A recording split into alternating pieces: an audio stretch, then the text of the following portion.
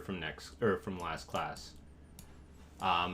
Namely, this big statue guy has kind of shiny eyes, so it's maybe kind of hard to see. Shiny eyes and a shiny nose and a rough texture across the rest of his face.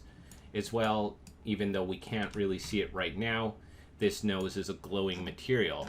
So if I, for instance, set my sun sky to an earlier time, let's say, 7 a.m., you can see it's a glowing material. And, if you really wanted to, you could increase the glowiness, the emission rate of this material, and make it more glowy.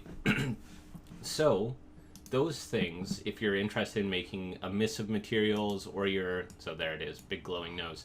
If you're interested in making a mist of materials or multi-texture materials, what I did was, following the class, I uploaded a 1007 27 glow, and there's a typo there, multi-textured materials. And essentially it's just a little half an hour video that's going to show you how I went through the process of creating these materials, so you can look at that. And I've also noticed that I'm getting a lot of spammers on my YouTube channel, so don't click 034.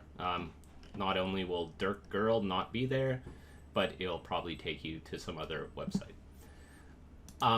The other thing I wanted to mention before we begin is that Nicholas and I are working through grading your assignment 2 right now, and we hope to get it to you by the end of this week, beginning of the weekend, just so you can incorporate those comments into your final assignment.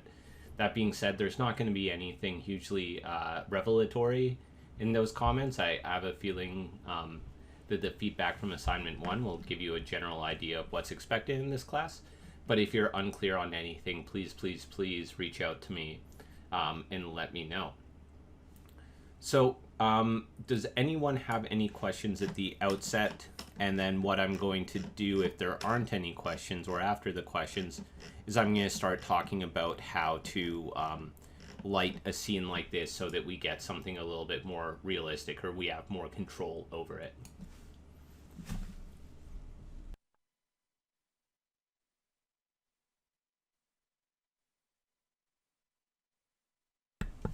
All right. So, Jeremy, could we go over how to increase bump effects? Yeah, so I can look into that one. At a certain point, you do need to start. Yeah, so we can look at that later. So the other thing is, hopefully we will have a little bit of a work session. I have found that there's a diminishing return in trying to increase bump effects, because the way it works kind of tricks the eye. But if you actually look at a bump texture, it will never really leave the confines of a surface, right? It's always kind of bound to this surface. It's really just the shadows that are occurring that make it look bumped. And as you can see here, this surface is quite bumpy. You can't really increase this bump that much more. But we can look into a few tweaks to make it look a little bit more bumpy. So if we have time, we can do that. Otherwise, I'll record another little demo. So, yeah, so Shirley, I'm also going to go into how to use kind of third-party materials. And so we're going to do this in 2 ways. So we're going to apply trees. So in this class folder, I have a tree folder, and as well as in the Unreal demo folder that I've provided you all with, there will be this starter content folder, which will have materials. Now, I didn't end up going with that Megascan texture, and the reason why I didn't go with it is simply because it would have taken a lot of space to transfer to all of you, so I just wanted to make sure this file was nice and small. But in a nutshell, I can go over that actually right now, just because that's super fast. When you download a material from Marketplace,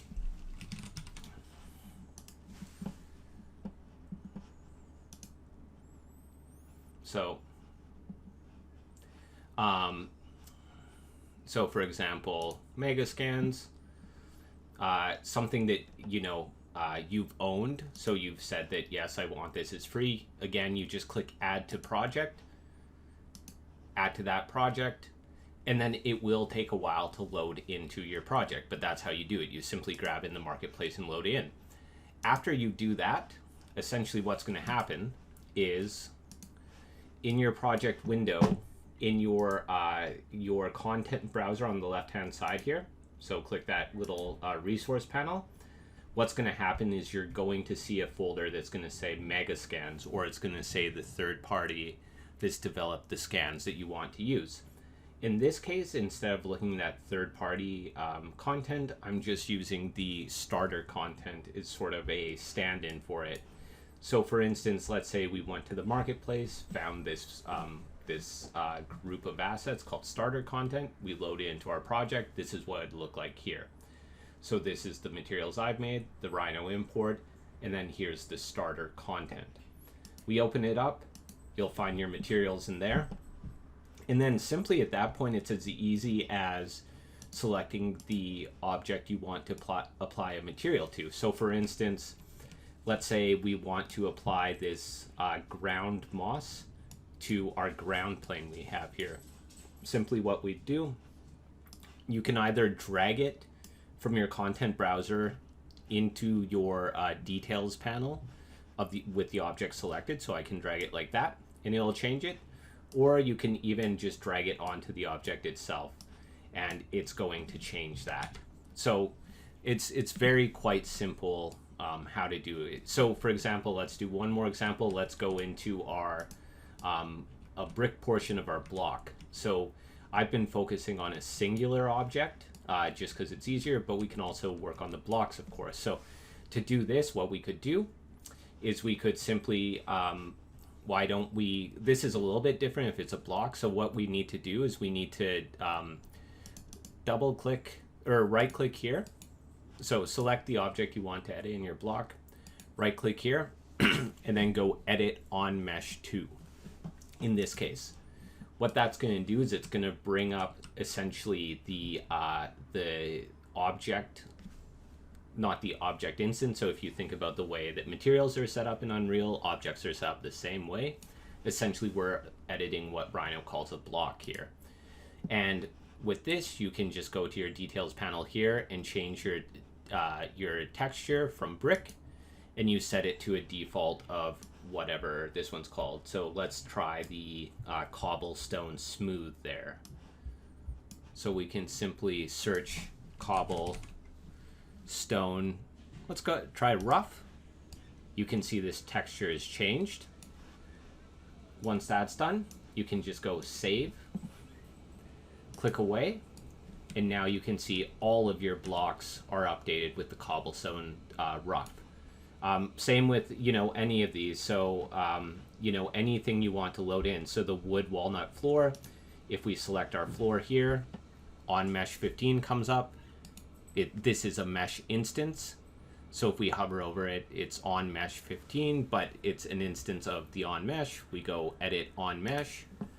We see it's the floor, and we change its material to, what did we want to call it? Walnut polished, let's say. So we can just search for walnut. We could also drag it in there. So floor walnut polished, and then we just save. And since this is the base object, you can see that all of these are updated. And you can see that this material is much more realistic than the one from Rhino. So you can see we're really starting to get a lot of nice texture right here. So on and so forth. What I'm going to focus on now is I'm going to focus on going into using an HDRI backdrop, because it's just a very easy way to sort of set up a realistic looking lighting scene. But there are some tricks to it. It might not work exactly how you thought it would, but essentially I'll show you a few tricks that work for an architect or landscape architect's workflow, and then hopefully that sort of provides a clear template for everyone. So before we jump into it, what I want you to do though is click on your settings tab and go to plugins, because we're going to install another plugin. And the plugin we're going to install is HDRI Backdrop, so we can just type in HDRI. I have it enabled, but you will enable it, and then it'll give you this Unreal Editor must be restarted. Just click Restart Now. And you don't have to worry about saving anything at this point. Now, while yours is restarting, I'm going to disconnect from my VPN because it says that my internet connection is pretty low, and I think it's because I'm connected.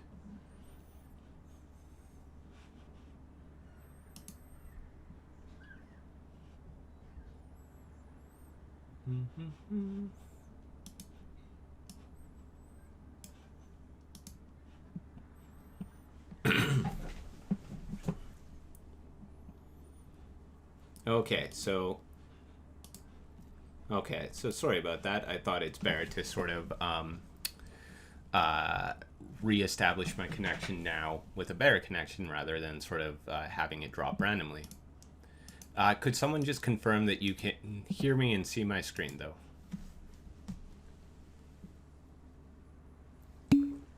Okay, great. Thank you.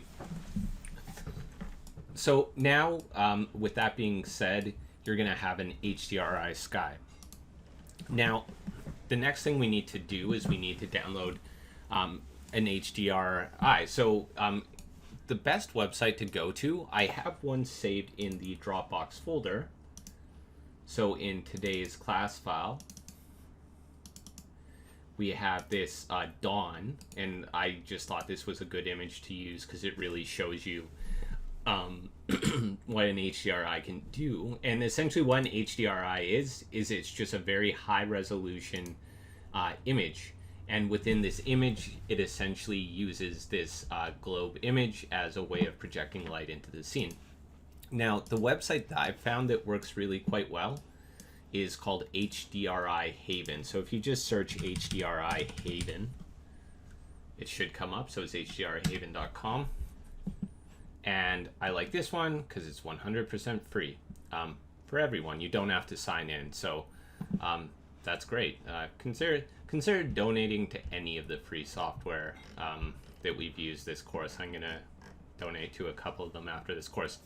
But essentially what we're going to do is we're just going to click on HDRIs, and it's going to give you a whole bunch of different lighting setups. So I mean, you can use the one in the Dropbox file if you don't want to use your own HDRI here, but you can also download from here. One thing to keep in mind is that since we're dealing with super large scale buildings, it wouldn't make sense to drop our image or our model into something like this. Now, we won't necessarily be using this as the backdrop, but if you do want to use it as the actual backdrop, and we'll sort of see what that means, I'd suggest using something that's more like an open field, or, you know, doesn't have much background information. It's essentially, we just want the sky. So you can search by these different, you know, categories, and, you know, sort of see what kind of piques your interest. Maybe I'll go for, you know what, I'm just going to go for the one that we have in the class folder. But this one's similar. I kind of like the Dawn one just because you can really see the colors and the effect. But after you select an HDRI, you can just select, I usually select the 2K HDR file. So don't really worry about selecting the 16K one. The reason why you would select a higher resolution HDRI is that it will give you a higher resolution of casting shadows, for instance, but we won't be upping those values anyways in this lecture, and you probably won't in general. So 2K seems fine to me. Once you have downloaded that, I'm just going to go back to the Dropbox. So I'm going to say I download to the class file. Essentially, you're going to bring it into your project. So you're just going to go to your content browser. The main page here is going to have your materials, your Rhino import, your starter content. So that's the stand-in for that third-party stuff. Now we're going to create a new folder for our HDRI. So I'm just going to right click, create a new folder, and I'll call it HDRI. Now we can double click into it. I can right click, go import, and I will navigate to the class folder.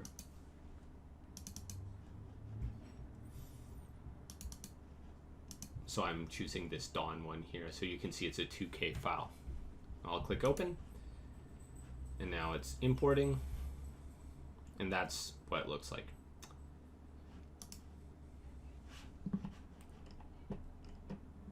So what we are going to do now is we are going to delete our current sun sky. So this is kind of the basic, you know, you can think of it as a rhino sun kind of background. It provides very nice lighting, but I want to show you how to do something that's maybe a little bit more unique. So, you know, for your own image, feel free to play around with sun sky. It's very versatile, so it's something you can use, but we're going to delete it. So we'll delete sun sky. And now you can see we are in a dark, infinite void. The only source of light is this lone, gigantic, scary statue's nose. Excuse me. And what we are going to do is we are going to bring a new world light based on that HDRI. So not a backdrop quite yet, but we're going to bring a new skylight into the scene. So what we're going to do is we're going to go to the lights, skylight, and we're just going to drag it into the scene wherever we want. Now nothing's going to happen quite yet because we haven't assigned a HDRI to this skylight. So what we can do excuse me, is we can go to select the skylight. So skylight selected shows up in your outliner as well. Go down to your details panel and switch the source type to SLS specified cube map. That's going to allow us to choose an HDRI. And now start typing the name of your imported HDRI. So in my case, it's Kiera_1 Dawn. So I can just start typing Kiera. There it is, Kiera 1 Dawn 2K. And now you can see something's happening. The auto exposure that's active in my settings is sort of turning on. And you can see that right now what's happening is Unreal Engine's trying to adjust to this scene and the lighting within it. And you will notice that the nose is way, way, way too bright. So that's fine. What we can do is we can decrease this. If you don't have this issue, if you didn't up the glow in the demo file, don't worry about it. But in my case, I need to take it down. So what I'll do is I'll go to my materials folder. I'll click on the Nook face material. Again, if you want to see how to make this material, look at the YouTube video I uploaded yesterday, this sort of out of class video. Go to this constant value here so you can see it's the it's going to be the little node that's going into our second multiply in the B input, and just dial it down from I'm at 500,000 to like 500. Just click outside, apply, save, and then we can just exit there. And now you can see that the light is starting to, you know, we're not super overwhelmed by this glowing nose. It's still quite glowy. And the reason why that's happening is I feel that our skylight is not bright enough. So what we can do is we can, below our SLS specified cube map, below the cube map itself, we can go down to intensity. And right now we're at 1 candle per meter squared. I believe that's what CD stands for. And we can increase it. When I was prepping for this, I found that 3 looks fine. And then this is kind of what we get here.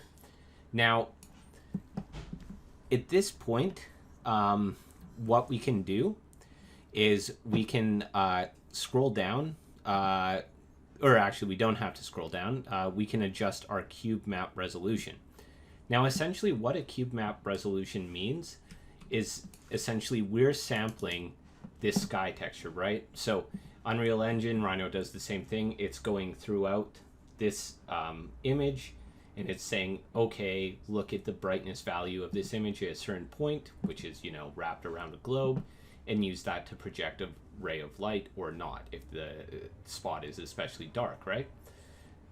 What we're going to modify right now is this variable called cube map resolution, and essentially that just means that we're going to increase the number of samples across. So instead of 50 by 50 samples, we're going to say go 100 by 100, something like that. I'm not sure exactly why, but the kind of sampling, I guess, standard for HDRIs is to increase in intervals of 128. So in our case, we could bump it up to 512. We could bump it up to 1024 or above. We'll say 1024. And essentially all this is doing is it's just increasing the quality of the light. Now, it might not make a huge difference, but it might.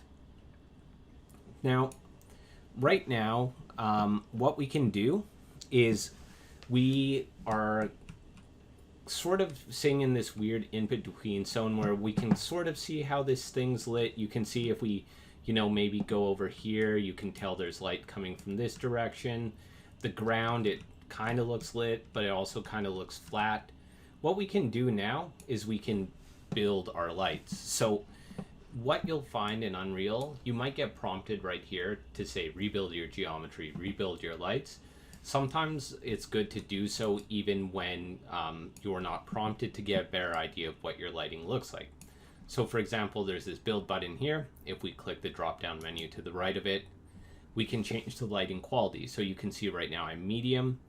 If you're at preview, you could switch up to medium. If you're medium, you could switch it up to high, for instance, and then you can click build lighting only.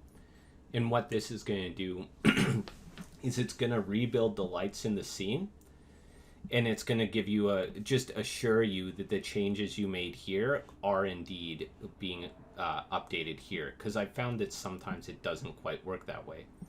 Now, Unreal Engine works with static lights, so we are probably not seeing a big change here. Let's see.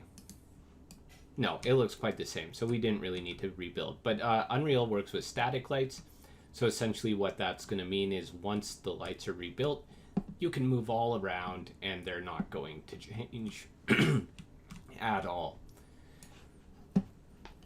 So at this point, what we're going to do is we're going to add a backdrop, because we've added in a skylight based on that HDRI image, but without a backdrop, it feels kind of foreign to us, right? Like we as humans have a hard time interpreting, all black, but then this kind of soft pinkish orange light in the front. So I like dropping in an HDRI that matches the skylight to get a better sense of what the light's looking like. So to do that, we go to our lights section in our place actors menu, and we click on lights, HDRI backdrop, and then drag into the scene. And now you're going to see there's this bizarre thing that happens where by default we've dragged this kind of like open kind of quasi prairie field, maybe it's like English landscape field, just into the middle of our world. Now it looks strange. And if we continue to go outside of this thing, you can see we have this weird, giant floating world right there. So it's very, very strange. What we need to do two things. We need to move this HDRI world to encompass our world here in a way that kind of looks somewhat right. And then we need to change the HDRI. So the HDRI in this little HDRI backdrop world matches our skylight source. So why don't we go into our view mode. So click on the little drop down menu on the left right there. Click on layouts, and then go to 4 panes.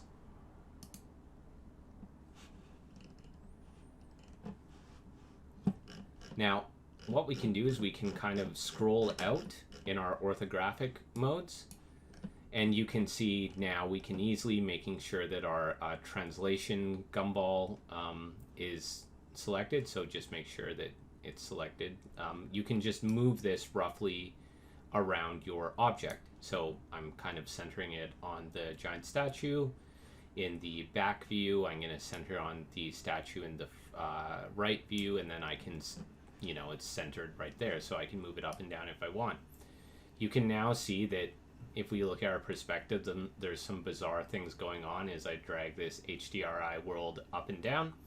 Probably what we need to do is we need to increase the size of this HDRI backdrop so we can go down to its details panel when it's selected, and we can change its size. So under HDRI backdrop, we see size, and we can change it to something, let's say 800 maybe. And sure, that looks fine. Now, what you can do is you can go into your perspective window again, so just layouts, one pane, and you can see how that looks. And it's going to look kind of weird, right? Because below you're going to see this like weird dragged out world. It's the horizon line's not going to match. Now you can change this. So if you really want this to, be your background and you don't want to crop out this strangeness right here, you can always try changing it by, changing your projection center. So if we look at this slider right here, projection center, you can see as we adjust this, it's sort of bringing the ground closer to where our surface is. Now, the only issue with this now is all of a sudden our giant building starts to look like it's, a tiny little thing sitting in a field, right? So that's why I said for HDRI skies, sometimes it's best just to choose something that's in an open field. But, let's just leave it like this for now. Now, of course, the other thing that's kind of, a little bit strange is that this HDRI backdrop, it's not the proper backdrop, right? So what we can do is we can click on the cube map drop-down menu. This one's called the Approaching Storm, very ominous.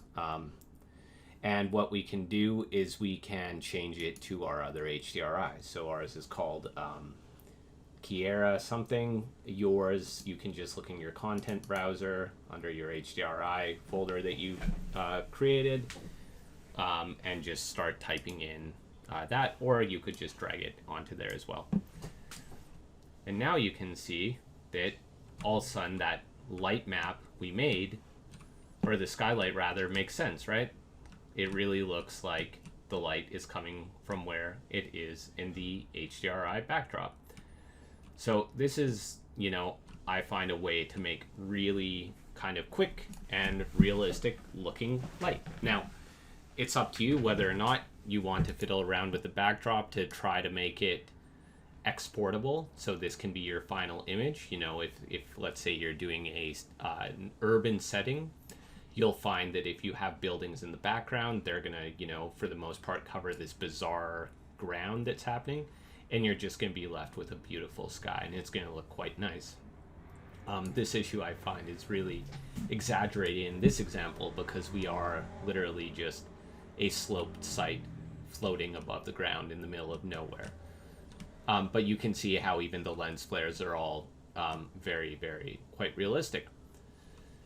So does anyone have any questions about the HDRI lighting or the HDRI sky? And do you want me to go through any of those steps? Again, I'm moving kind of fast just because I'd like to leave some time for just general questions in a work period.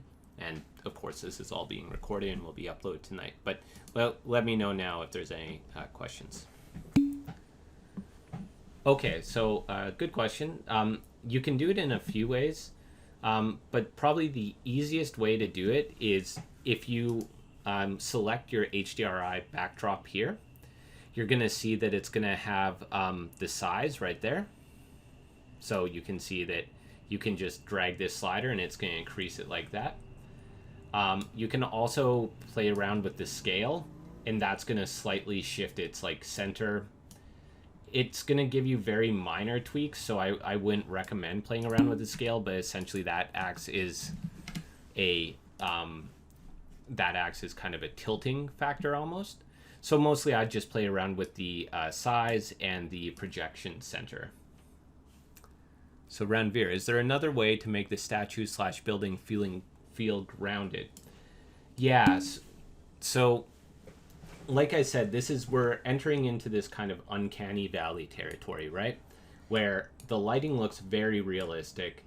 The background, like if we look from this very specific view, like that looks fine, right? And that's kind of like that looks fine. Like that, looks like something you could just export straight out of Unreal, and it looks quite well done. What you will find, like, man, that's lighting is actually really nice. What you will find, however, though, is you will reach a point for still images where you just, like this doesn't work, right? And that's when you're going to want to start to Photoshop in a background, and we will cover how to do that. So we'll look at how to export this image sans background. And that might start to address the question you have. The other thing you can do, of course, is, like I said, you can always turn off a backdrop, a skylight, and you can always put in, like, for instance, sun and sky is something that works quite well. It's a little bit more, default lighting-y, but it works as well, too. So there's just lots of options.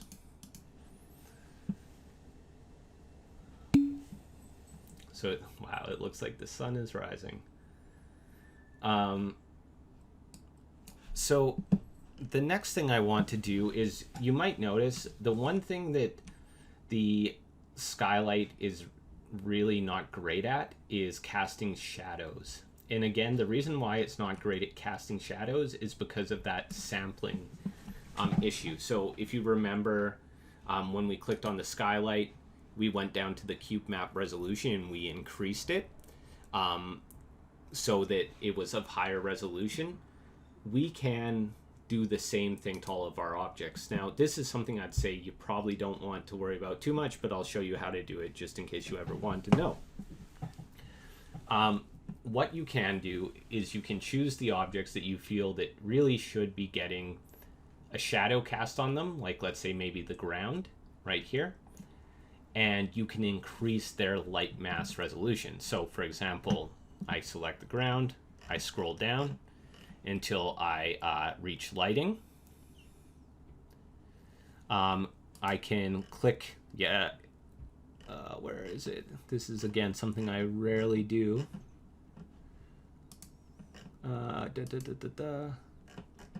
It is under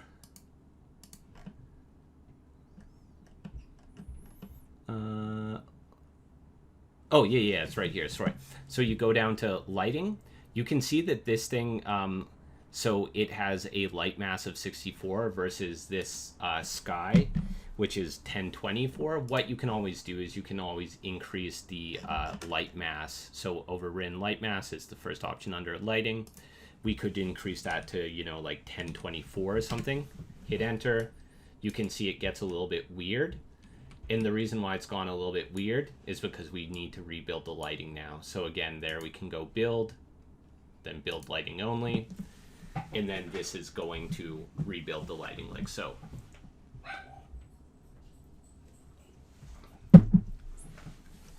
And so it might take a little while. Depending on the complexity of your scene, building lighting, you can almost think of it as a traditional rendering, right? So once the lighting is built and the geometry is built, you can zoom around and take high resolution images to your heart's content. But sometimes building the lighting will take, up to a couple hours for an insanely complex scene with a lot of trees or something.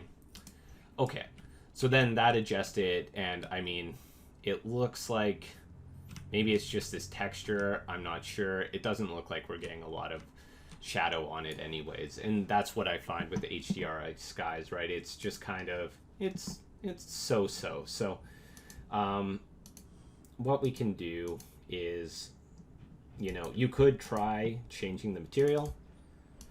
back to, like, let's say our default grass material, and I don't see any shadow. So essentially, probably what you're going to end up doing with an HDRI sky is you're going to try to fake shadows by using a directional light. So essentially what we're going to do is we're going to, in lights, we're going to choose directional light, and we're going to drag it into our scene. You can see here it says lighting needs to be rebuilt. We're not going to worry about rebuilding it yet because this is kind of a preview. But what we are going to do instead is we're going to go into our 4-pane layout just to kind of see the direction of our light. And what I like doing is kind of finding the direction of the sun. So it looks like the sun, you know, it's coming kind of at the opposite face right here. So if we look at this in plan, the sun is coming, it's hitting about on this side here, making up for the offset of the cursor. So what we can do is we can move our directional light over to this side of the face. We can move it up a little bit, and then we can zoom in and plan, and you can see it actually has a direction. So this little arrow, it's going kind of the opposite way it should. So we can click the rotate gumball, so the little rotation around the cube, and then we can rotate it until the shadows feel kind of right. So it can sometimes be kind of awkward to rotate around, and you might want to kind of look at your perspective, and we can say that's about right. Now, we can do the same rotation thing, you know, in elevation. This directional light, it looks more or less okay to me, but you can, you know, rotate in different planes as well. Now, let's go back into our perspective view. So layouts, 1-pane.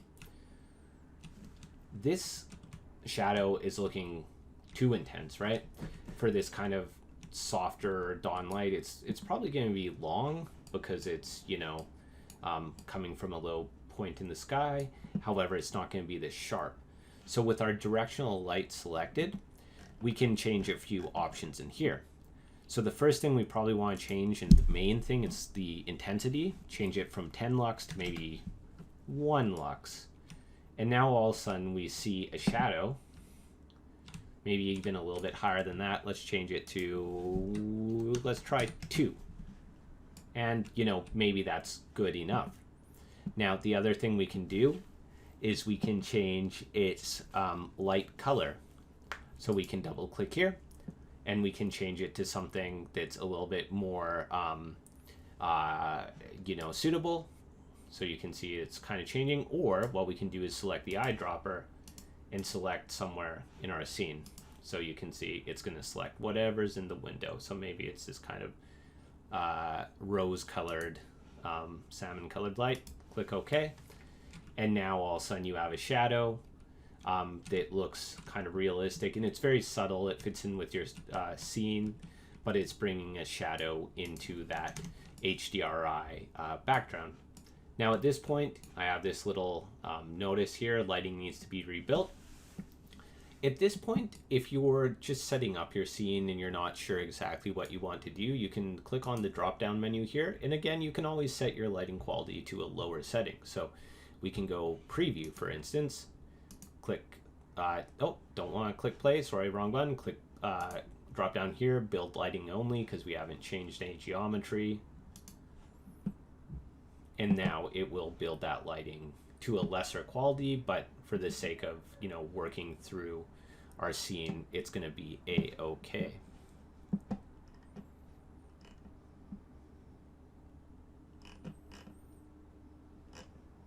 So I'm just waiting for that to build.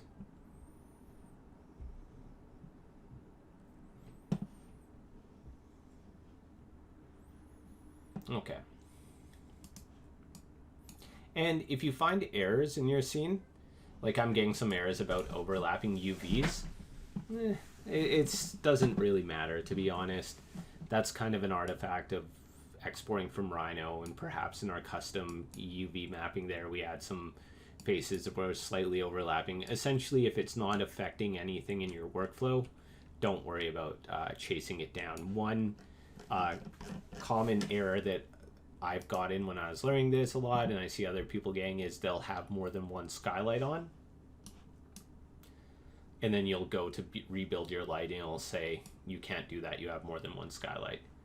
So, and that's starting to look like something from a horrible, horrible nightmare. So let's delete that skylight fast. So that's how I'd go about, I'd say, kind of a quick, a single workflow for achieving very realistic lighting.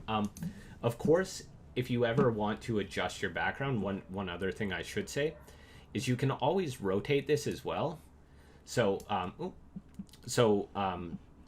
essentially what you can do is if you go into your, so click your HDRI backdrop, go into your layouts, go into the 4 panes, zoom up into your plan view. You can always rotate this by a certain amount.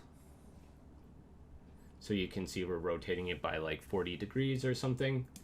And then just make sure that you're also rotating your skylight by the same amount. So by 40 degrees.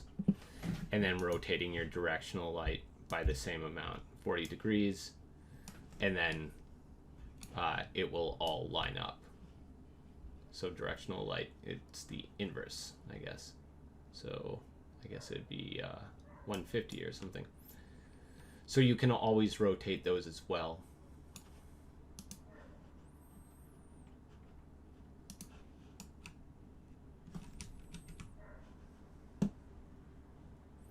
So what I'm going to do now is I'm going to show you how to use some post-processing effects. So essentially what post-processing is we touched on it a little bit 2 classes ago, but it is essentially you can post-process in a few ways. You can either create a view in your from where you're standing and adjust it. So for example, we could, you know, load over here, maybe this one, it seems like it's a good place. It's very odd. We say, okay, this is the view we want. We can click our drop down menu, go create camera here, camera actor. We can rename it. Oops. Edit, rename, and then we can call it, you know, face glow or whatever you want to call it. We can right click it, go pilot face glow, and then we can capture this screen, right? We can also adjust some post-processing settings. So for example, in here, we could change our field of view. That would be considered kind of post-processing. But also you can do some other things like changing your lens. You can essentially, if you want to get rid of this bloom there, you could turn it off. So you can do all these things. You can adjust the exposure. You can do this in camera. So that's one way you can do this. Another way that you can do this, and I'll just delete this camera, is that you can create a post-processing volume. Now, this will essentially create an overriding volume, and I think we touched on this 2 classes ago, that essentially puts those same post-process effects across the entire scene and across all the cameras. So we're going to do that here just to show you a way to make sure that if you're taking several screenshots, you don't have to set up the post-processing for each individual camera, right? You set up the post-processing once, and then the cameras themselves just kind of can be dropped into place wherever you want, and you just have to worry about setting up your views. So to do a post-processing volume, you're going to go into visual effects and then post-process volume. Now, before the workflow we used, before I showing you how you can scale it, you can do that. But the other thing you can do is you can go into its details panel, scroll down, and under the, where is that? Under the post-process volume settings, you can click the infinite extent option. And what that's going to do is it's simply, even though it isn't scaled larger than it looks right there, it will cover the entirety of your scene. So wherever you are in this scene, it doesn't matter. This post-processing volume is going to affect it. And don't worry about, the fact that we see the volume here. We'll turn that off in a bit. So after this, essentially what we can do is we can select it and we can start playing around with some settings. So for example, what we can do is we can go down to a bunch of things. One thing that's very popular, I think, in video games, maybe less so in architectural renderings, but it can look kind of cool, is the vignette. And that, I believe, is under... Where is that? There's is under rendering features.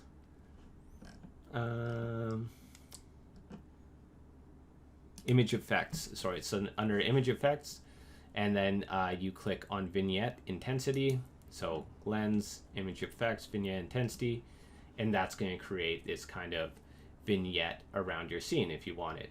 I don't know if you do, but it's something to consider if you do. There's of course also going to be you can add graininess to your scene. So if you want to make something maybe look older or whatnot, you can do that as well. Lens flares, I find that a lot of the times in default Unreal settings, lens flares are quite, insane. They're very, very prominent. So probably you want to choose the lens flares drop-down menu, click on the intensity, and then dial it down. Maybe you still want a little bit, but it's just like a tiny little bit. I don't know. In this scene, it almost seems distracting even there, so I might just dial it down to 0. The other thing you can do is, of course, for those of you who are, actual photographers and, know how to use a camera, you can change your camera settings, as well as you can change bloom. And bloom, essentially what it's going to do is it's going to create like this fog, and it's going to sort of create, it's going to make it look more glowy, I guess. So it's essentially the digital version of the 70s 80s music video rubbing Vaseline over the lens kind of look. So you can play around with that as well. So all of these we went over. I won't, exposure you can play with.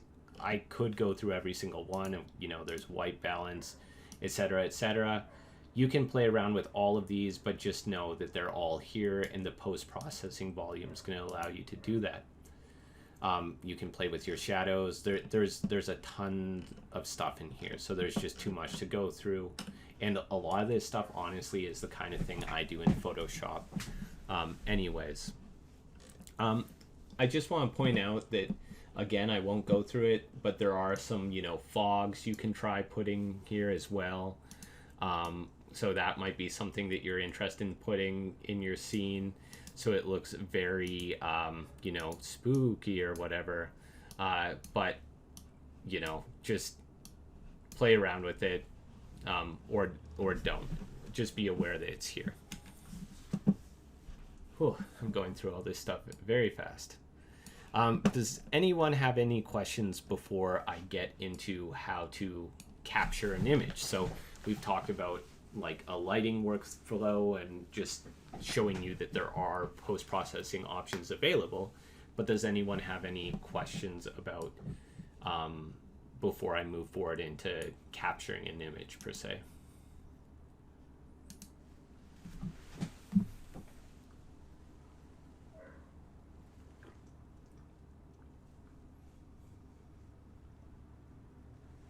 Okay, so with that being said, we'll quickly go over how to capture a still image, and then I'm going to show you something that took me quite a lot of digging to figure out, because it's something that maybe isn't as used as often, or maybe it's just because Unreal is still, even though it's more and more being used by kind of filmmakers and architects for visualization purposes, it still is at its core a video game engine, right? And because of that, one thing which is very, very common in all other architecture design specific rendering applications, is extremely finicky in Unreal. So I'll show you how to work with it. And that is exporting an image without a backdrop, so you can easily Photoshop it. So, but before we do that, I want to cover some more kind of basic things.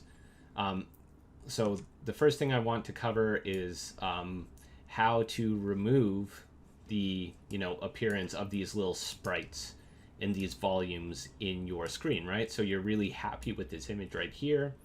You've set up a camera that you've named. You've right-clicked it, you've gone pilot. This shot looks great. You're going to screen capture, but then you realize that these little things, so again, just a quick review. You click on your drop-down menu in the upper left-hand corner and just go high resolution screenshot. You take your screenshot and lo and behold, these little volumes are floating in the distance and you don't want them. So simply what you can do is you can exit out the screenshot. You can click on the show drop-down menu, and under volumes, you can go hide all, and that's going to hide all those bounding volumes. So in that case, the post-processing volume. And then you'll click on the sprites option as well. So you will go to show, sprites, hide all. And now those effects are still happening, but you don't see their little in Unreal previews. So now when you, of course, go to drop-down menu, high resolution screenshot, take your photo, we don't see those little volumes like that. So that's how you remove those from your image. You can also scale them up, but this may be a little bit easier. Sometimes I'll forget to turn them back on. So, if you're editing again, just make sure to go show all after.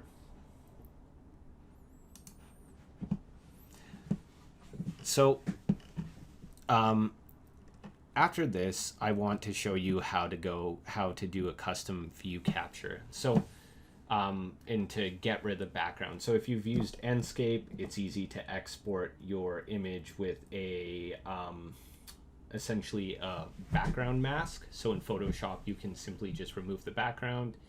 In V-Ray, you will, export with an alpha mask, so you can remove the background. It's just a very, very common thing. And as Ranveer said, how can we make this feel more grounded if our background is all weird like this? So this is something that you'll probably only have to set up once, but refer back to this video if you somehow lose the settings, because this is one of these things, like I said, it's kind of in the weeds, but for us architects, it's very useful. I have a feeling in future versions of Unreal, it'll be just a one-click button. So right now we're doing a little bit of a workaround. So I want to show you what should work in theory. What should work in theory, I'll leave this camera view, is we should be able to click on the drop-down menu. We should be able to go high-resolution screenshot, and we should be able to go use custom depth as mask. And what, in theory, this is supposed to do is clip out anything that is further away from our camera than a certain distance. So you see, if I try to do this, stuff should be popping there. Right now, nothing's happening, right? So the first thing we have to do is we have to essentially prep we need to prep our geometry to be able to have that functionality. Again, it's kind of strange that they offer that one-click button, but then don't offer a one-click functionality for everything else. So what we're going to do is we're going to select all of our meshes, and you can select all of a certain type in Unreal. You don't go edit, select like you would in Rhino. Instead, what you're going to do is you're going to select one object, you're going to right-click it, you're going to go down to select, and then you're going to go to select all static mesh actors. So in this case, all our static mesh actors are all of our Rhino assets. So again, that is select an object, a static mesh object, right click it, go to select, and then select all static mesh actors. Now, if you were to do that on, let's say, a camera, you right click it, go select, it'll say select all camera actors. So that's why we select the object first. It's saying select the kind of object you want to select, right click it, go select, and then select all static mesh actors. And now you can see all of these are selected, but you know, the cameras, the volumes are not. Groups are not. So if you don't select that way, this won't work. So you have to select that way, because as soon as you add in something else that shouldn't be there, it's not going to work. We're not going to be able to access the right option in the details panel. What we're going to want to do in our details panel, we're going to want to scroll down to the rendering section. We are going to want to click the little show advanced button here, so to expand our rendering box. And now what we're going to look for is custom depth. So if you remember this high resolution screenshot, it says use custom depth as mask. What we're going to do is under the, again, rendering in the details, under the advanced options, we're going to click on render custom depth. Right now it's false. We'll set it to be true. Now, let's try to take a screenshot again. And now at this point you're thinking, okay, that's great. I've set custom depth for all these things. It should be able to take a screenshot. To review, I'll turn off the visibility for these volumes and sprites. So I'll go show, volumes, hide all. I'll go show, sprites, hide all. Oop. And then we'll also go to, let's go to,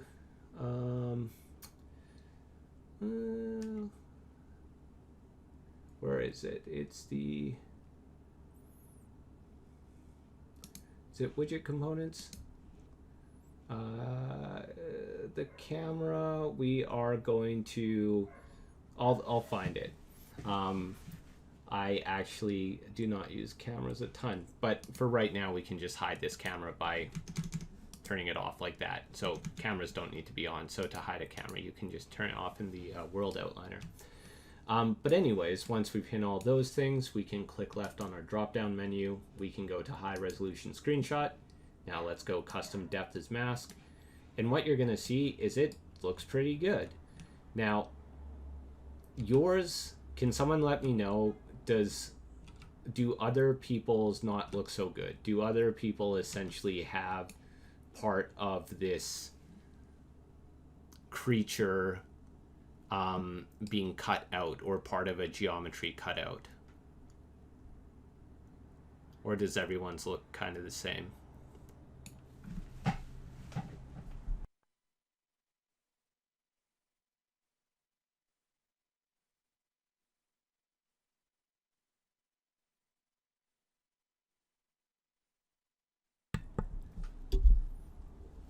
Okay, so what I'll do is, for this project, I think what is happening here is that I made that change to make it work. But what happened is I saved the project and now it's saved, so now it works for everyone. So what I'm going to do is I'm going to pretend it doesn't work. In fact, I'm going to change the value to make it not work again, to show you what it looks like when it doesn't work. And then I'm going to change it back to the value that does work. So essentially, how it's going to look if it doesn't work is it's going to look like this. So I'm just going to do this pretty quickly, and then to show you what it looks like when it doesn't work.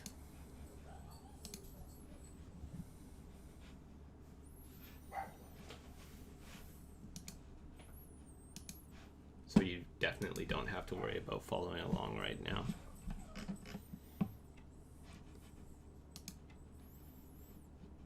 Okay, that's good.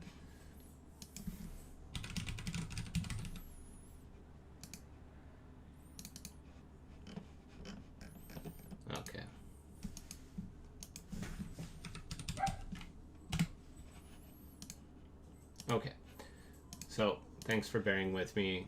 This is what it'll look like in your own project if you're not in this demo.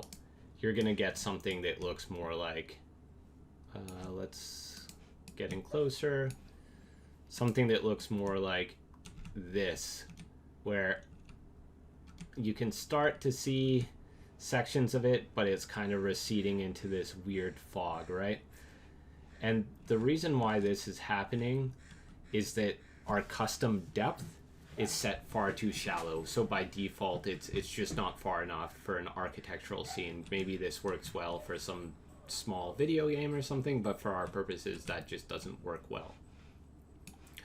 So the way you're going to change this, and like I said, this is kind of a one-off thing, but I think it's worth kind of putting onto the record because it's going to be something that's going to be super useful to you guys.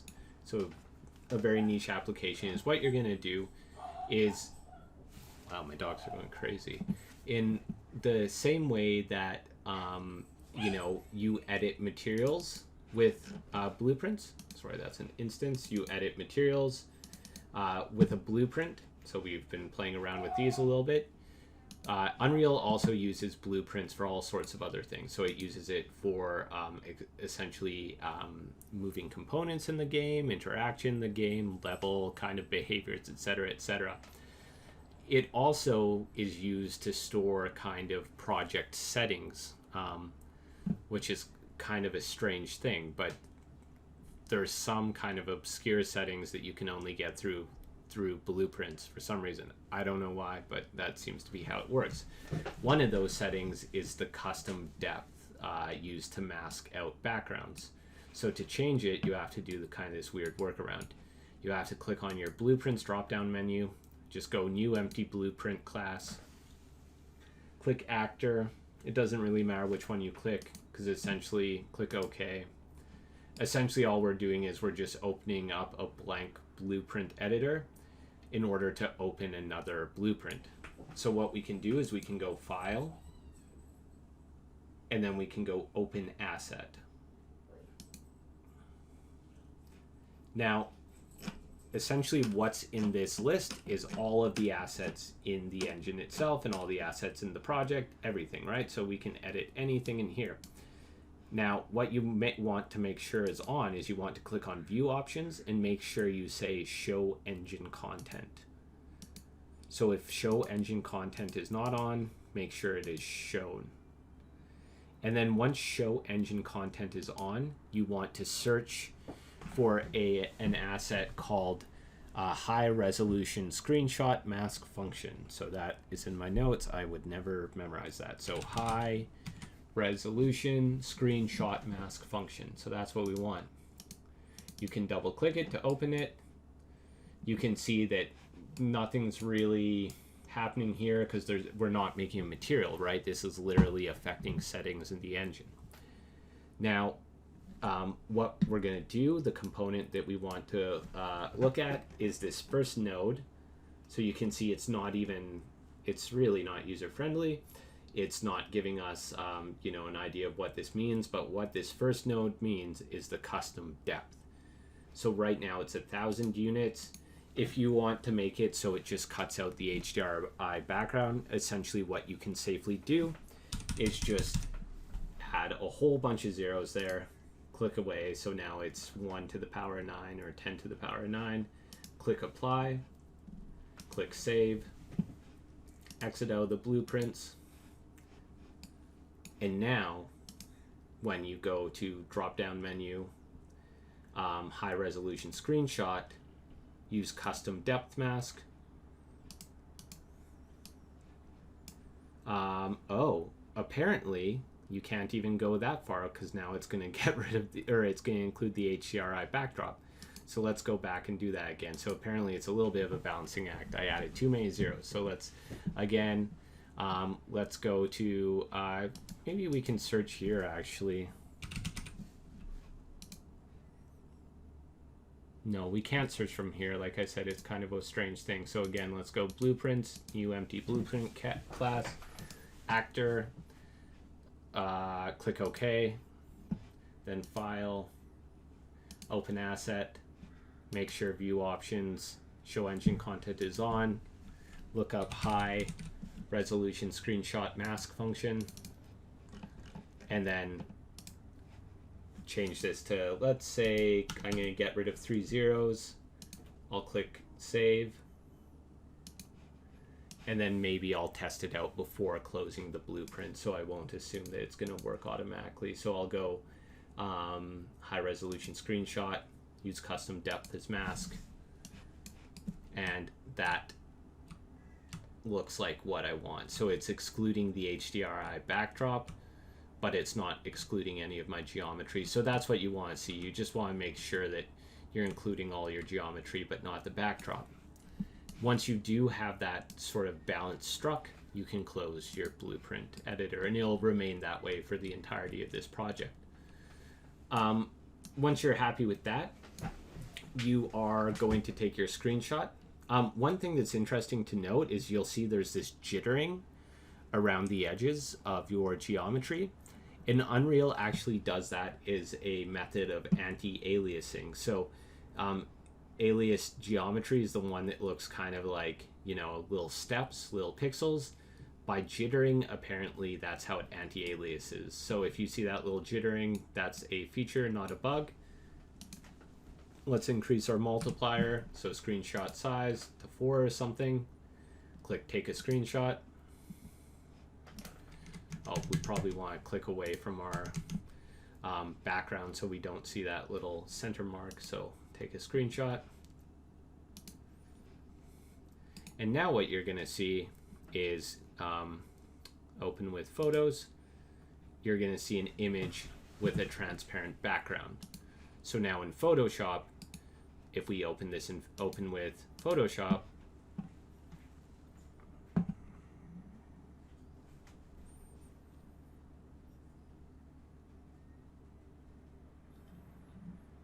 what you're going to see is this transparent background. So, I mean, you can put whatever you want behind here. So you can find your own background and, you know, put it behind here. So, does anyone have any questions about that? Again, I know with this I'm going quite fast, but I just want to get this down so you more so have reference to it in the future, really more so than now, I guess. But does anyone have any questions about cropping out the background? It's kind of a process that's kind of weird, obscure. It took a while to figure out, but that's how the best way I've found to do it.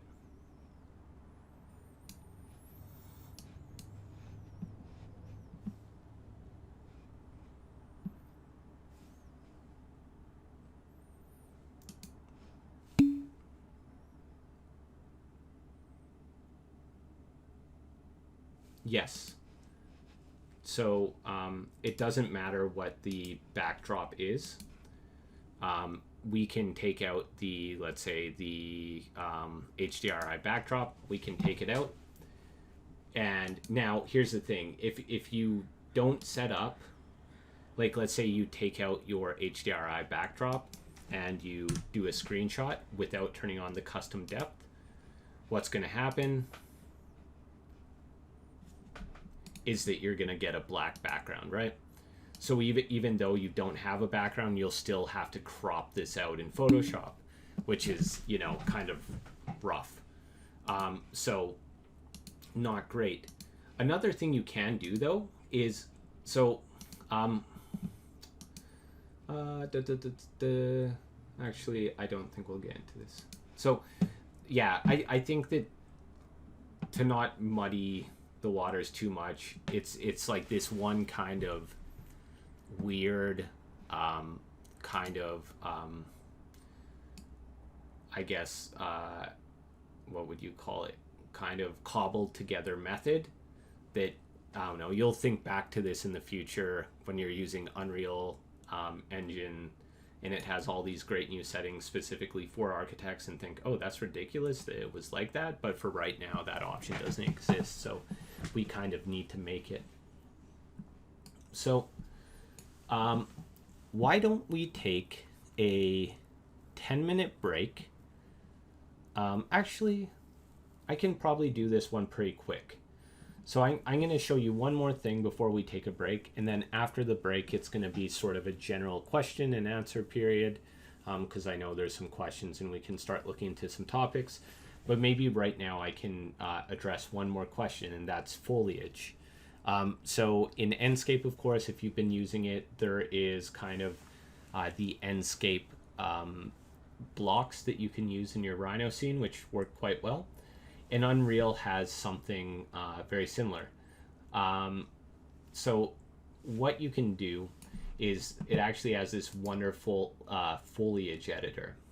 So we're going to use that. But before we do that, what we're going to do is we're going to bring a tree into our file. Now, if you go to the Epic Marketplace, and originally when I was setting up this file, let's go to library. Oh, sorry. Oh, I guess I have to go to the Unreal Engine section and then Marketplace. Let's look at the library. So here's like the things that I have downloaded, right? So here I have vegetation. So if we look at this, essentially I've downloaded a pack of trees, and they're really quite good, right? So you can download these and you can add them to a project. The reason why I didn't add it to a project is because, you know, it takes a lot of space and I didn't want to burden all your Dropboxes. But packages like these, you know, have winter trees, they have summer trees, and the other thing that's quite interesting about these kind of trees is that they are animated as well. So if you're doing walkthroughs, these trees are going to kind of, you know, shiver in the wind, as it were. So these are a great resource. And again, you would just add to project and then, you know, whichever project you want. Is kind of a little bit of a less high res version of that. What I did was I just, in the lecture folder, you'll see there's a folder called trees. I just went and downloaded a low poly tree model online. So what I did, and you might want to do this for your own if you find the Unreal Engine trees are really taxing on your system, you might want to just look up something like, you know, low poly tree, and then let's say FBX. And also, might I say that this doesn't necessarily need to be a tree. You can use this tree tool to place cars, whatever, right? So then you find yourself a nice low poly tree, and hopefully it's free. You know, if you look around on the internet, you can find these. So here's like a nice free tree here. Now you would just download it, and after you download it, you would follow the same steps I'm going to show. So here's another tree. This actually might be the one that I downloaded. The one that I downloaded in the download, and this is the one, the Dropbox folder, it has three components. So it has this FBX mesh, it has its bark texture, and then it has this needle texture because it's a deciduous tree. Now, what you'll find sometimes is that, unfortunately, if we look at this needle texture, it doesn't come with an alpha map, right? So it doesn't come with anything that tells us what should be transparent and what shouldn't. So we'll need to quickly make that. So I'll make that quickly right now. If you need to know how to do that, because this is a very common thing that, you know, people are maybe not sure how to do, and I'll save in the Dropbox. So if I'm moving very quick, I just sit back, and it will be in the Dropbox. So to make an alpha map, essentially we're just separating the background from the foreground. You can start with the magic wand, and you can lower your tolerance, and, you know, you are essentially just going to, just probably paint this black. Or use your bucket to paint it black. Now, this is something you can spend a lot of time on, right? And if I were doing this in an actual, like, job setting, or, you know, kind of a more likely a personal project, you know, I would take time to go through and kind of, you know, mask out each of these needles. Now, some of the assets you might find online might already have these masked out, but be aware that a lot of them won't. So let's assume this is beautifully masked out.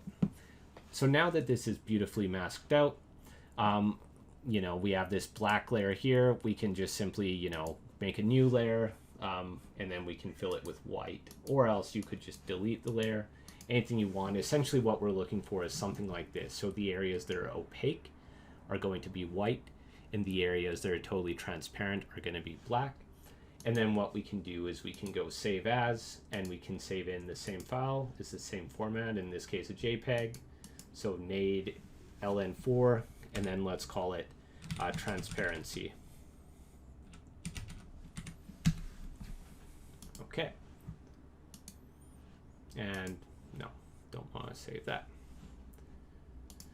So now that we have that, we can make a new folder in our Unreal Engine project. So we can go to our content, and maybe we want to make a new folder called trees. So I'll just right click in our main content folder, go new folder, and I'll go trees. Now, you might want to put your tree folder somewhere else. It doesn't really matter how your folders are structured. I just highly encourage you to structure them so you know where assets are. Once you've made a tree folder, you can click into it. You can right click in your tree folder and go import. So import asset. You can go to your trees folder, and you can select all these 3 textures and this one FBX mesh. Now, a lot of the times, this material search is going to sound very hopeful. And sometimes if you download a model that has a material properly set up, what you're going to do is search location by default is local. If you set it to under parent, essentially what this is going to do is going to try to find the materials in the same folder as the mesh and apply those materials to the mesh. In this case, it's kind of a very low poly, maybe you could call it low quality mesh, but it'll do the trick. I don't think it'll create new materials, but anyways, we can try, set your method to create new materials, and what we'll have to do is we'll just have to update those materials afterwards, and then just click import all.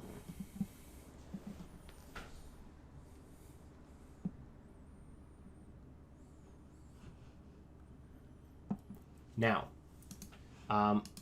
what you can see has happened here is there's 3 tree files in this FBX. So essentially there's 3 meshes within this FBX file, which is great. It splits them apart. And what we need to do is, you can see right now they're just white. They have no material applied to them. If we double click into, let's say, realistic trees 2, tree 1, what we'll see is there are 2 material slots within this tree. So it's not that it doesn't have materials assigned. It does. It has leaves assigned, and then it has trunk assigned. It's just that those materials are right now defined as white. So what we need to do is we need to go through and edit those materials. So we can just exit out of this. To do that, we can look at the 2 materials that Unreal Engine has made. So it's made the leaves material and the trunk material. Let's start with the trunk material first because it's easier. So we can double click on trunk, and this is going to look familiar to last class. So what we can do is, you can see by default it's created a texture or a color parameter, and it's white. We don't want that. Instead, we want a sample of texture. So what we can do is we can just delete this param. What we're going to do instead is we're going to search for texture sample. So same as last class, we find texture sample and we drag it onto the canvas. This texture sample, what we can do is we can search for the texture that we've imported with those meshes. So it's called STAM2. So let's search for it. STAM2. So there it is, STAM2. We'll see the texture pops up there. And now we'll plug it into the base color. Now, what we might be able to do, what you can sometimes do, is see if we can kind of easily, quickly sneak some extra information out of this texture. We can double click on the texture preview in the details panel. It'll bring up the material editor. And we can see, for instance, what does the R channel look like. So the R channel looks like this. So if we say, oh, that looks pretty good. That almost looks like a bump map per se. What we could do is we could try using this for something like roughness. So what we can do is we could essentially exit this. We could grab a linear interpolation. So linear interpolate. We can sample the R value, and then we can plug this into, let's try roughness, for instance. And you can see what that's doing. That actually looks pretty bad. Sometimes that looks good. So what the idea behind that is that it creates a rougher texture on the outside, a smoother texture on the inside, and it creates further differentiation. That's fine. We'll just delete that. We'll just leave it like this now. If you wanted to, you could navigate to this texture in the Dropbox folder, and you could create a normal map. Actually, why don't we do that right now, just because it's pretty quick. We can open up our friend Crazy Bump. We can click open photograph from file. We can navigate to the class folder, trees, stam2, and then this normal looks fine. We'll go save normals to file, stam2 normals. And now what we can do is we can load this into our project. So I'll go import. I'll import the normal map.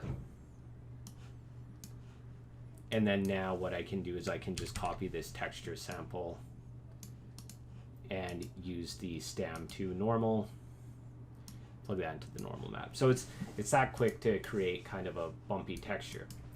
Click apply, click save, and exit out here. So now what you're going to see is going to happen is if we double click into the realistic trees again, you can see that it now has a texture right here, right? So that's great. It has a texture on its trunk and on all its branches as well. So even close up, it looks pretty low resolution. From a distance, you could tell that, you know, that's going to look pretty great. So what we need to do now is we need to make our leaves. So we see we have a blank leaves material as well. I'm going to double click into my leaves. And again, we have this parameter. It's just a white color going into the base color. We want to delete this. I'm going to search for the texture sample again. Texture sample. The texture I want to sample is the Nade in 4. So Nade in 4. I'll plug that into base color. So now you can see I have this texture wrapped around my sphere like so. And then now what I'm going to do is essentially what we can do is we can change the which one do we want to do? We want to change the opacity mask. So what we need to do to edit the opacity mask is in our details panel. We need to go down to our blend mode and then change it to masked. And what that's going to do is it's going to allow us to play with the opacity mask input. So again, let's go to details, and then blend mode will be masked. What we're going to do now is we're just going to grab another texture sample. So we're going to go to our texture sample there. And we are going to navigate to our, I think it's called NAD in 4 transparency. And now we just take one of these channels and put in an opacity mask. And now you can see the background is clear. Now, one thing to mention, you can see if we look inside of this sphere, we can't see that anymore, and that's because we don't have two-sided material on. To turn on two-sided material, we just click on our details panel and find the, where is it? Oh, click on your main node on leaves, and then make sure that two-sided is checked. And then that's going to create a two-sided material. So there's our kind of little pine. So I'll click apply, save, and I'll exit out of here.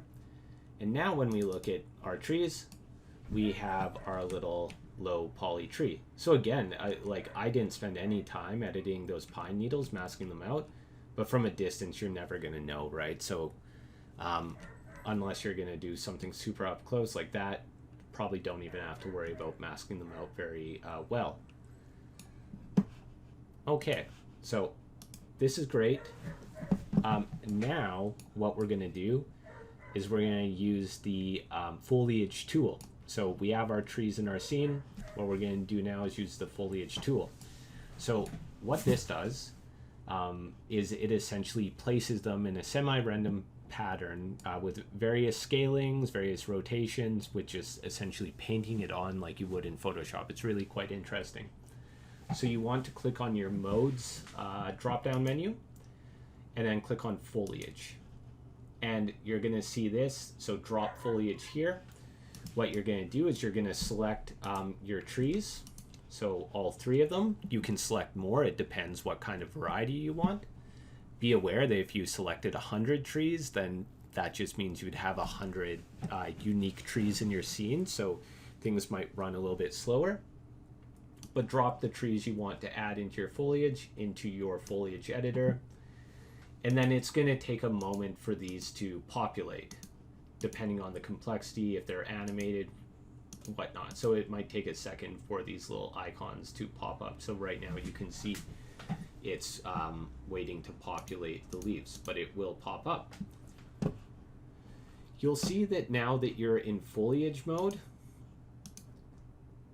so you can switch away, turn it off just by clicking here. It'll exit, but once you're in foliage mode, you'll see you get these extra tools up here. And it's kind of interesting because you see a paint tool, an erase tool. And what that's going to do is you're going to select the trees that you want to place, and then you're going to simply select paint, and you're painting a super dense forest there, right? Now, be aware my computer's kind of struggling right now. What we can do is we can erase parts of these trees if we want to, right? I'll just go Control Z to get rid of those. But probably what we want to do is reduce the density first. So let's look at some of our settings before we just place them willy-nilly. You can see here, density per 1,000 by 1,000 unit area. Right now it's at 100. You can try dialing it back to maybe C10. The next thing is radius, which is important, is the minimum distance between foliage instances. We can try saying this to say 1 and see how it looks. So now when I'm clicking, oh, it's because I'm on erase, make sure we're paint. You can see that the foliage is actually much less dense. And now I'm just painting along, and I am placing my trees. Now, these 3 trees are quite similar in appearance, so we're not seeing a huge difference, but you can see that it's telling me how many instances of each tree is placed, and you can see that it's placing all of them. If I want to, edit this by, removing some, again, I can use erase. I can also use move. Mostly I just use paint and erase, to be honest. I haven't played around with this a ton. But another setting which is going to be very useful is scrolling down. And the scaling, essentially you probably want to leave it as uniform, but you're allowed to choose the random scale. So you can say a minimum of, let's say, 0.5, a max of 1.25. And now when you're placing your trees, you can see that they are scaling smaller, larger, and it just adds to a more natural look. Now, this is using the same kind of methodology as we did placing blocks in our scene. So essentially it means that all of these trees are just one instance. So that means that geometrically wise, it's not using up a lot of memory. We can also place trees on, parts of our building. So I had a question, should I place trees in Rhino or in Unreal? The question is whatever works. So you can see it's getting kind of wild here. So maybe it doesn't work there, but maybe I like the idea of having some trees on the shoulder there as well. You can also always place a single instance. So you can select the tree, and then you can you can just select a single instance of the tree as well. So if you want to like pinpoint a little tree there, let's erase these ones. Oh, why isn't that working? Single. Let's set it to 1. That is bizarre that it's not. I guess we have to make a new instance, but I'll look into that. That should work, but I'm not sure why. So, cycle through selected maybe.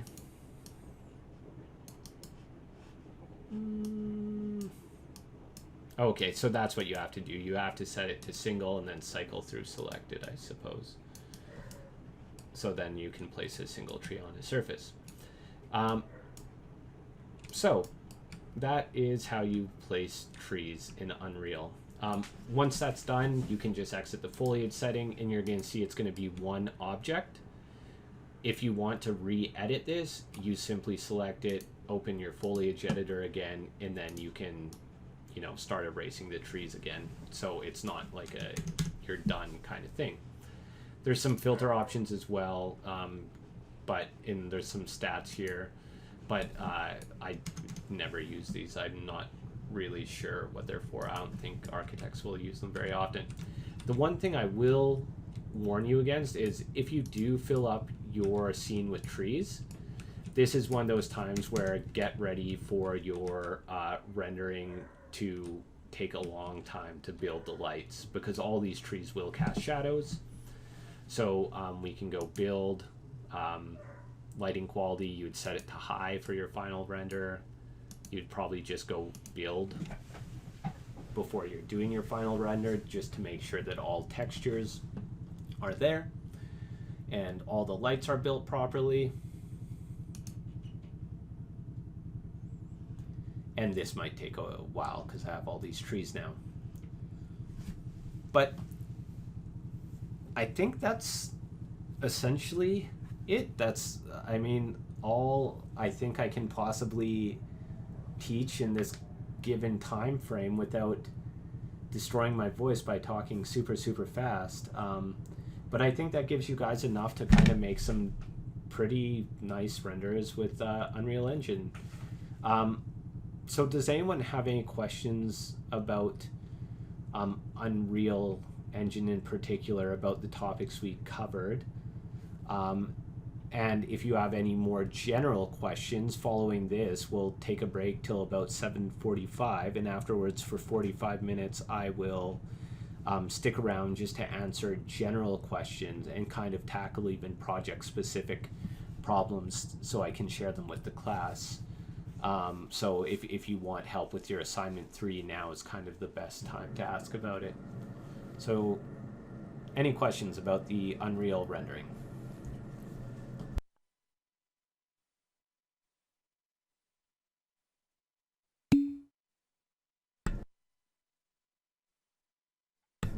Yes, that's an excellent point and something that's in my notes, and I guess I got too excited about trees. So once you're done setting this up, you are going to be left with just like in the Unreal, I know it's pretty fun, huh? just like opening this demo file in the Dropbox folder, you can essentially give me your project folder. So for every Unreal project, essentially what you're going to find when you're working through it, by default, it's going to save in your documents, and then under Unreal projects, and then I called all of mine except for ones I want to archive, but this is where it'll save. So what we're going to do is you're going to, I'll just do it here to show you. Once you're done your project, you're going to zip it up. And there's a bunch of programs you can use to zip up a folder. The one I use is called 7-Zip because it has the largest compression. Now, in the Dropbox folder under the assignment sheet,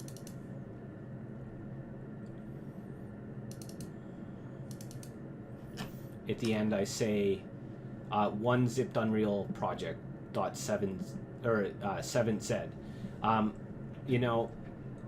I'll show you how to use 7-Zip, but you could also use WinRAR or just WinZip. The biggest thing is it needs to be below, where is it? It's 1.99 gigabytes. Okay, so the reason why I say use 7-Zip is because it allows you to break things up into chunks, just in case you're above 2 gigabytes. Try not to be. So what you're going to do is you're just going to finish up your Unreal project. You're going to go to your folder that is saved. You're going to right click it. And if you're using 7-Zip, you're going to go add to archive. Now 7-Zip is free. I'll bring up the website right here.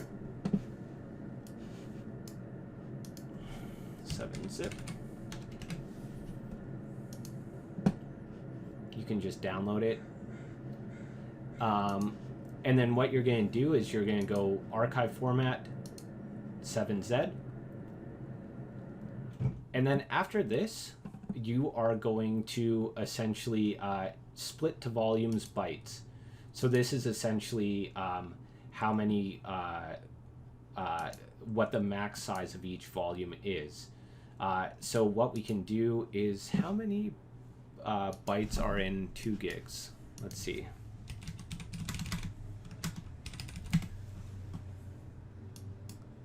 Oh, a lot.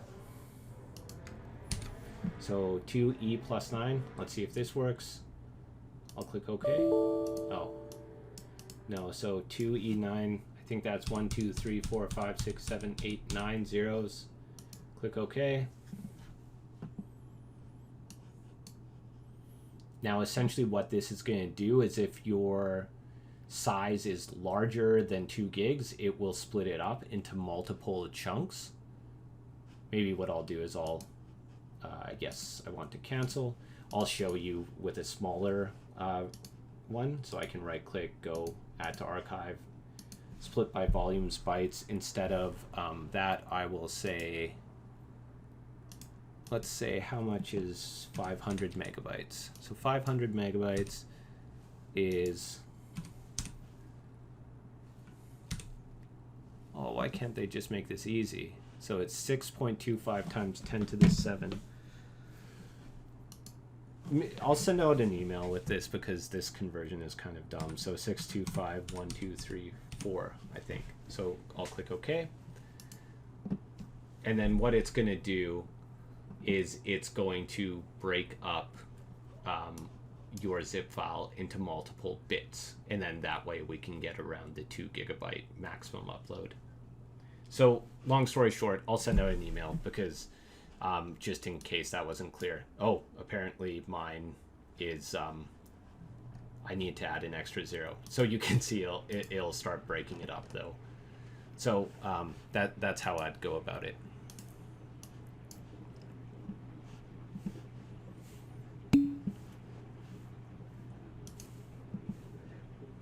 Okay, so with that being said, why don't we take a break till 7:50, and I'll come back then. If you have any questions about your project in particular and you need to send me a file, maybe do so right now and then just let me know in the chat.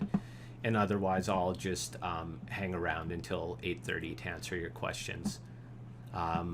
Okay, so I'll see you in 7 minutes. Thanks. Okay, so I am back. Now, I'm not sure. So, who was it that asked?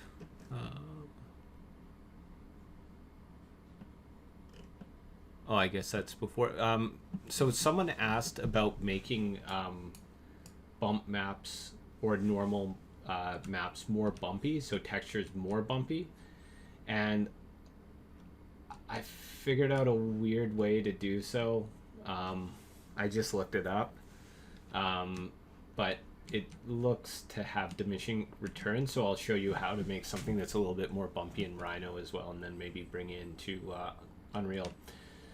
So what we can do, and I'm recording this too, just in case that person isn't here, we can choose one of our textures. So in this case, we have textured stone. And remember, we have textured stone and we have textured brick. Both of these are material instances, which means that they are controlled by a blueprint parent material. So what we can do is we'll just navigate to the blueprint master material. So we'll double click into our master folder or wherever your master material is, and we'll click on our main master material. So in this case, it's textured material. In here, you see we have our normal map. Now, there is a node called flatten normal, and essentially you can use it to flatten a normal, so increase the intensity of your normal map, but in a strange way it also works the opposite way. So what we can do is we can search for a flatten normal. So our normal, we'll plug in our RGB output of our normal. In our flatness, we want to make a just a constant, a one value constant. So we'll just type in constant, drag it onto the blueprint / canvas, plug it into flatness. And then remember, when we're creating a master material, these constants, we want to turn them into parameters. So we can right click this constant node and go convert to parameter.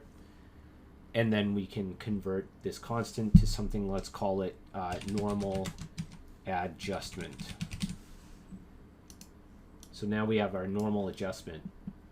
The one last thing I want to do is, again, like in Grasshopper, where you edit your slider to have a min and a max. In this case, we'll set our slider min to, let's say, -10, and our slider max to be 10, and our default value, let's set it to be 1, because I believe that 1 is the default value for the normal.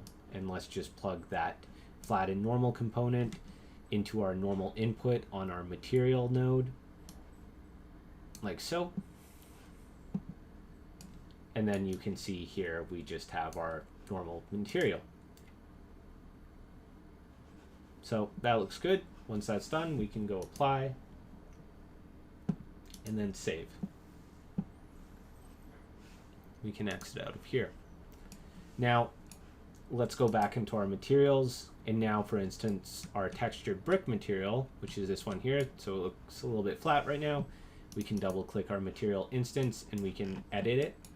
And our new, so now we have this new slider here, we have normal adjustment. So you can see that what happens when I increase it to positive values, it's going to invert the normal and kind of increase them in the positive way. If I go between 1 and 0, it's just going to flatten out. So if we put in a value here of 0, it's just going to make it kind of very flat.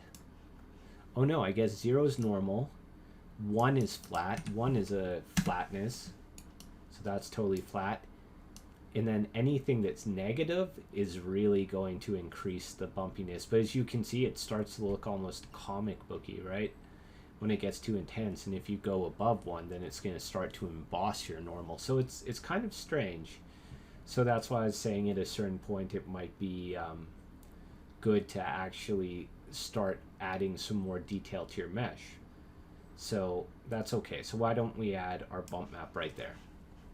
So we'll go save. And now this brick material it has textured brick, so now it has a little bit more texture to it. You know, if we want to add even more and make it crazy, now you can see it really has that kind of textured bump, but it stops looking realistic at a certain point. So let's bring it back into the realm of normal. And same thing, we can do it for the stone here. So now we can increase this normal adjustment. Let's drop it down a lot. Click save. And now you can see it's starting to really have these rough rock look. But like I mentioned, you're always bound with normal maps by the actual geometry. So even though when you look at this straight on, it looks like, oh man, there's a lot of texture there. If you look at the edge of this material, not a lot of texture. So if you really wanted to increase texture on something, I can show you how to do it. So what we can do is we can go into Rhino again. And the file I'll open another Unreal or another Unreal lecture folder. So under Dropbox, lecture files, and under the Unreal Rendering Part 2, I'll open the Unreal Part 3. So that's where we kind of ended the Rhino portion of last class. I'll click open. And now we sort of have the Rhino version of this scene. So you can see what a difference Unreal makes, right? So it's pretty spectacular. So it's that versus that. So quite a difference. Anyways, what we can do is we can start replacing geometry. I'll answer that after Ranveer. So we have this simple geometry in Rhino, and you can start to develop this back and forth between Unreal and Rhino. So if you want to replace geometry. So for example, let's say we want to increase the texture of these bricks. We can say the bricks. The way we can do this is, if you think about it, we already created, if we go to our Dropbox folder, under Unreal Rendering Part 2, where we made the materials in class file, we already made this brick seamless bump, right? So we already made a texture that looks like this, and you're going to end up making textures like this in order to create your normal maps in Unreal, right? What we can do now is in Rhino, we can go to Material, we can go down to, oh, I'm reaching here. We can go down to Displacement. So click your material, click on the Properties palette, and then click this weird kind of lumpy sponge thing called Displacement. Turn it on. And then the texture, you're going to go create a new texture. You're going to go to Bitmap Texture, and you're going to select your brick seamless bump, or whatever bump material relates to your bricks right here. And we're going to click open. And now you're going to see that that is crazy, right? Now, what you want to do is go back to your texture mapping, and let's click on the use multiple mapping channels.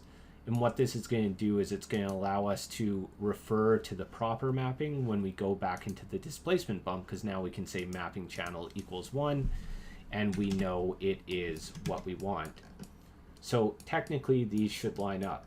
They're not. And the reason why it's not lining up right now is that our initial quality is very low, or it's medium. So let's change it to very high, and then see how it looks. So when we set that to very high and turn it to be on, oh, it's not going to let us do that. That's, turn it on. So that's looking better. You can see it's starting to be brick shaped. What we can do now is we can change the displacement from, right now it goes from 0 to 1. We can change it from 0 to 0.1 maybe.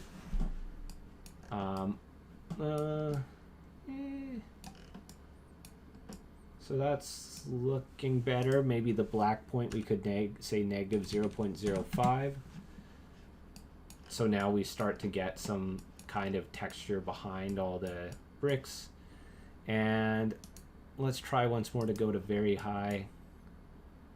Your computer just won't let it go through if it can't figure it out. Okay, so it went to very high, and now you can see what I have is I have these actual kind of, it looks like a physical displacement, right? So this is quite a high quality mesh.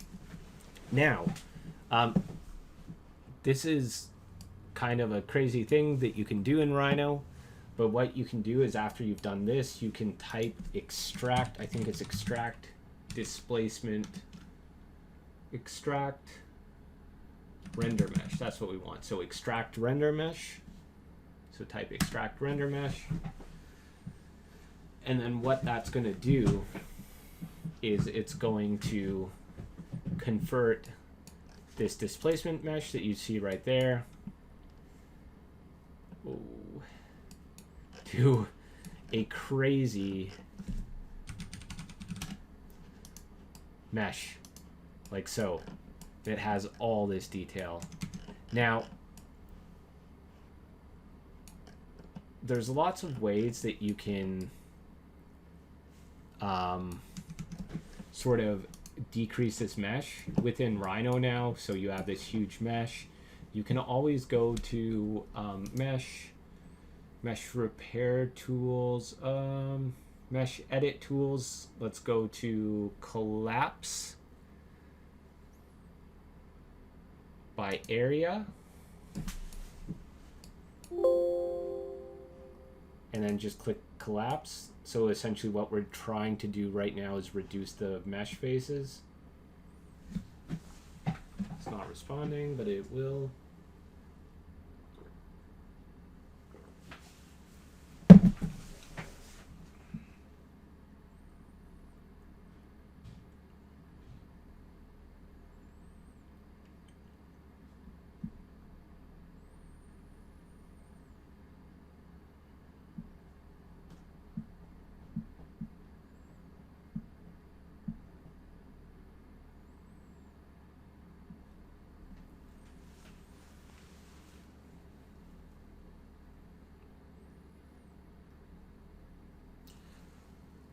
So Ranveer, is essentially what I did to get these little apps, because I don't know, I'm just, if I work at a computer all day, I just want something that's not distracting. I find all the mismatched apps kind of distracting. I downloaded a plugin for Photoshop.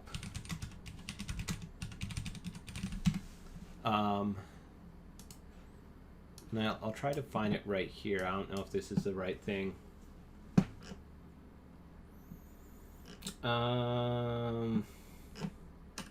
Yeah, I think it was this one here. If you just look up ICO format, so ICO format, Photoshop, yeah, it's this one, telegraphics.com, I believe this is.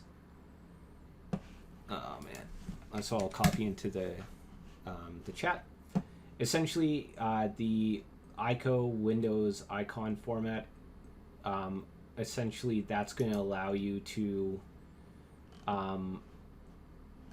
install a plugin in Photoshop that'll allow you to save as ICO files, which is what Windows uses to create icons.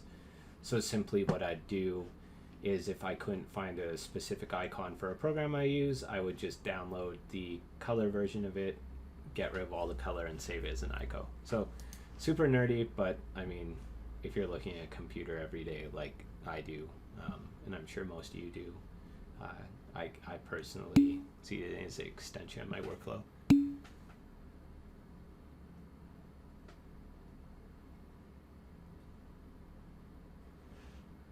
Okay, so whoever was asking this Rhino question, essentially while this is saving in the background, trying to reduce the amount of meshes, I'll jump to the next question. So Natalie said, if you were to render a night view, what would you suggest the workflow? Okay, so that's a good question. So there's a few things you can do here. What I'm going to do is I'm going to delete these trees so it doesn't take, you know, a long time to figure it out. So what you could simply do is go to HDRI Haven again, and then search for a night HDRI. So for instance, let's choose this one here. That looks pretty low resolution. You probably don't want something like that. Maybe something like this. So again, download 2K.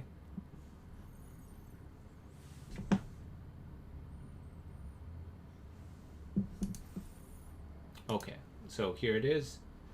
And then you can just drag it into your HDRI content. So I'm just dragging it in here.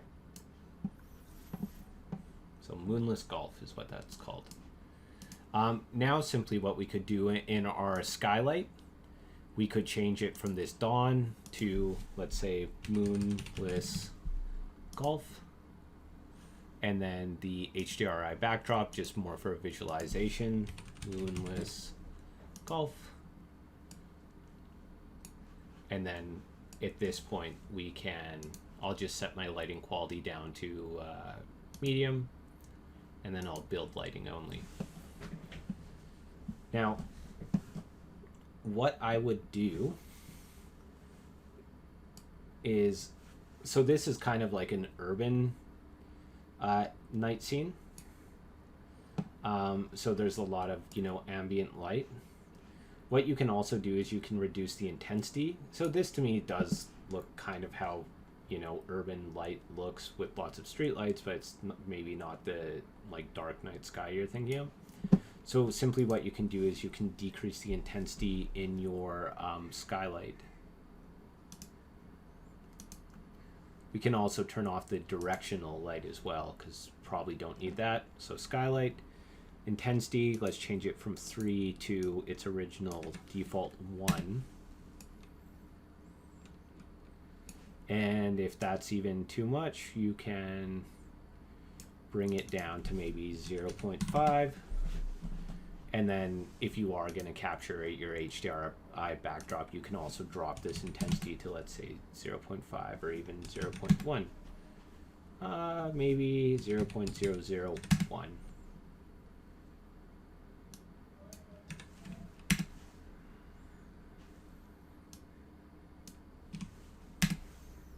Whatever's the good balance, right?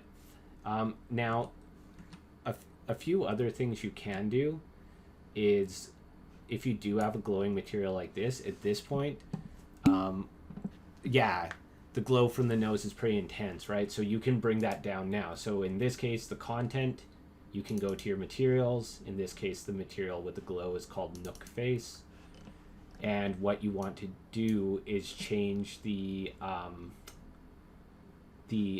multiply here. So this is the emissive color. And again, watch the video I posted online yesterday. We can just reduce this emission multiplier value, let's say by tenfold.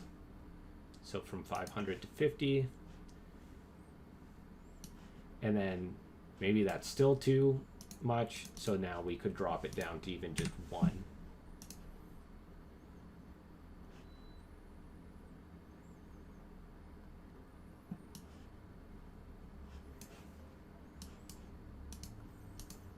And then we can try building the light.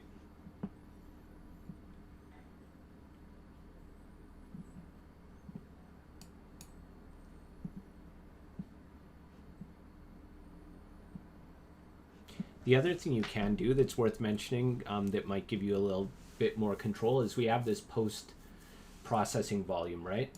And so right now what's happening, if we turn off our HDR backdrop, essentially the brightest light source is still this Nook nose, right? Because it is the brightest light source in the scene. So it's automatically, oh, there we go. it's automatically oh, that doesn't look right. I find sometimes when you're building lighting, you have to rebuild it because it just, if you get something that looks strange, you can just rebuild it and it'll come back properly. But essentially what's happening here is we're doing an auto exposure adjustment. So in your post-process volume, you can go to your exposure, and then the metering mode, you can change it from auto exposure to manual. And then here you can go change your overall exposure. So this allows you to change your settings as well.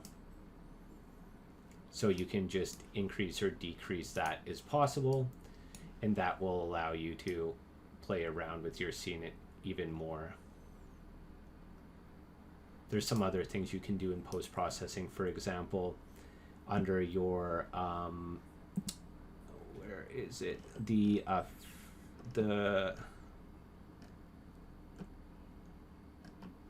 the camera, you of course can play around with your shutter speed to increase, decrease that, your ISO. So I'm not very conversant in camera terminology, even though I kind of avoid. This is why I avoided V-Ray for years and years and years, because I didn't care to learn about this stuff. But you can, if you're more fluent in camera terminology, you can always set your exposure to manual and play around with this too, to get something that looks more night-like. The other thing that you can always do is in your post-process, change your white balance if you want something to be a little bit more cooler. And of course, if you want to make it look spooky, you can always add things like atmospheric fog, and change the color of that as well.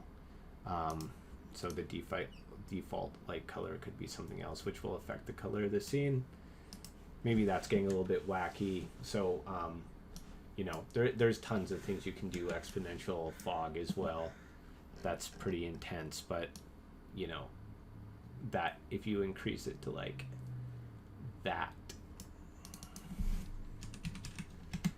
oh man, that's still too much. Let's go with that and increase it to something like that. So now it's kind of like a foggy night. So that's how I'd go about it. Lots of things you can try.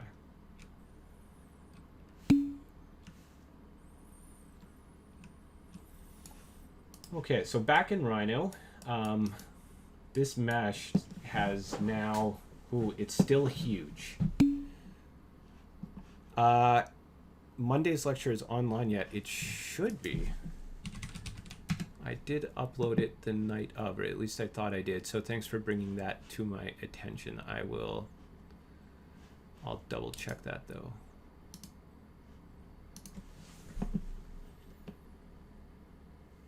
Yeah, it should be. So it's under 2007-27 Unreal Rendering Part 2, and then there's another one called, oh, the other one I gave the wrong year, 10-07-27. So I'll edit that one, but they should both be up there. Everyone. So on your end, could you double check that for me? Because that'd be good to know. Maybe it was just missed. So now we have this super bumpy mesh. I can try importing this into Unreal. It might make my computer die, but this is the way you'd go about it. You could also use Blender to reduce the amount of meshes if you really want to get into it, but at this point it's just really starting to be a difficult thing. But anyways, what you can do is you could go export selected, and you could just export it as, let's just call it bumpy plinth. It's going to be quite a large file. Oh, and I exported it as a 3DM.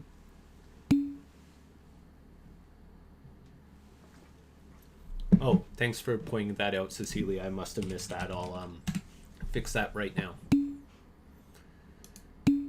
Let's see.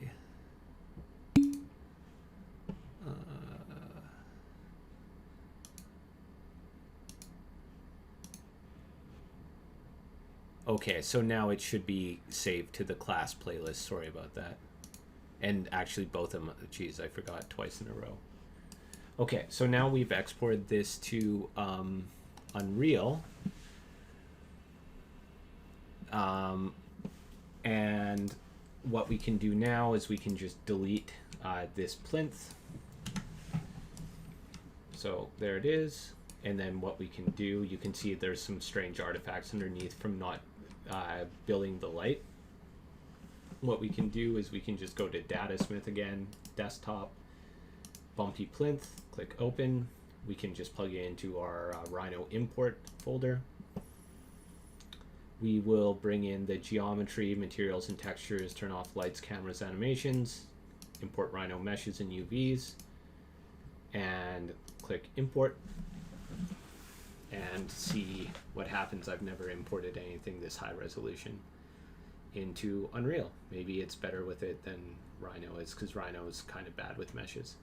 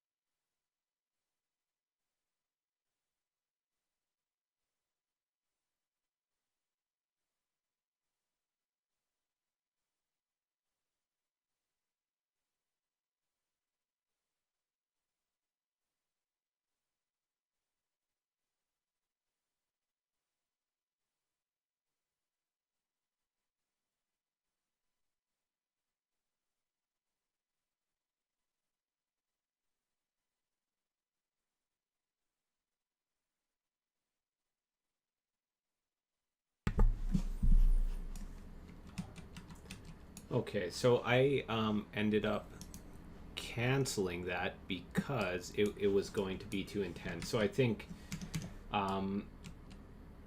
we did that little experiment. You can't really do it for things like bricks. You could still do it for something like the tail, but instead of having this super high resolution mesh, you just follow the same kind of logic. Let's do the tail instead, but with a less detailed material. So let's just choose the tail, choose displacement, on texture. Let's go create new texture, bitmap texture. We can choose the let's say the rock tile, and now you can see the initial quality is medium. We can change this depth a little bit so it's less spiky, so it's more bumpy like this. And then from here we can extract the render mesh.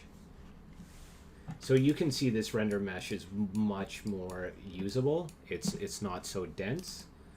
And now with this, I feel comfortable exporting this. So export selected as a Rhino 6 model. I'll just save over this bumpy plinth file because it's probably huge. And then what I'll do is in Unreal again, I will go to Datasmith and then bumpy plinth, click open, bring into Rhino import.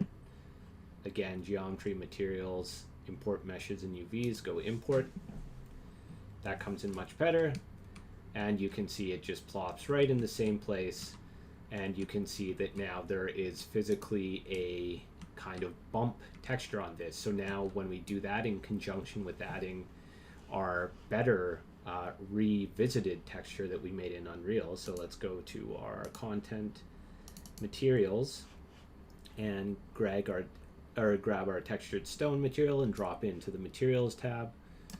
You can see that the combination of those two things together creates a much more bumpy material. So I think that's how I would go about creating a bumpy material. You might want to re-edit the UVs because you get some strangeness, although this looks very cool. So who knows, maybe this is the the basis of a new project or something. These kind of weird artifacts, but that's how I think I'd go about creating a bumpier texture. At a certain point, you need to start actually adding the texture to the mesh rather than creating it through the texture itself.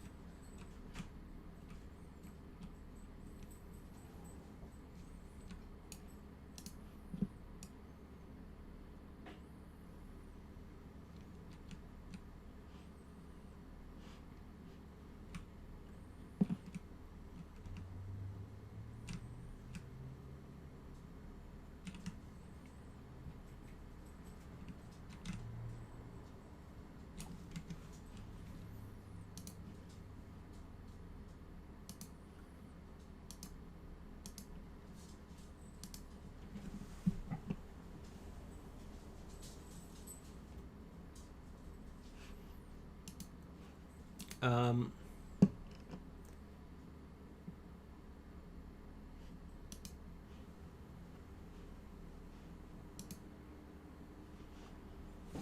okay, so I see that Wenting, are you still there? I see I got an email from you.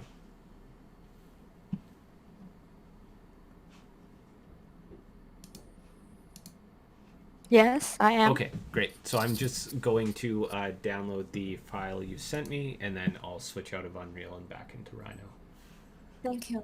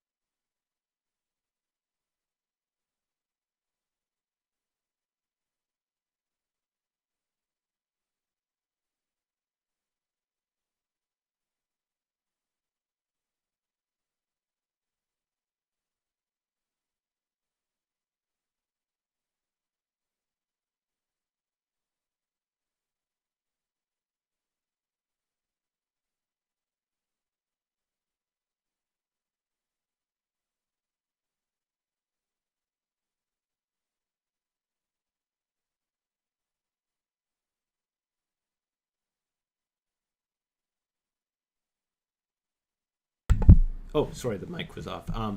And Natalie, to answer your question, no, you don't have to. I just showed that just in case someone did have more complex geometry, but 98% of the time in my own workflows, I use box mapping or planar mapping. So, and that's going to be the same with yours. So yeah, don't worry about using that if there's not a place for it. Okay, so the In Grasshopper file. yeah, so let's open this.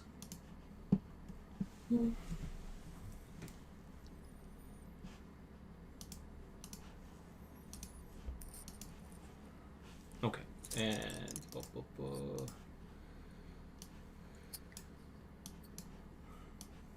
okay.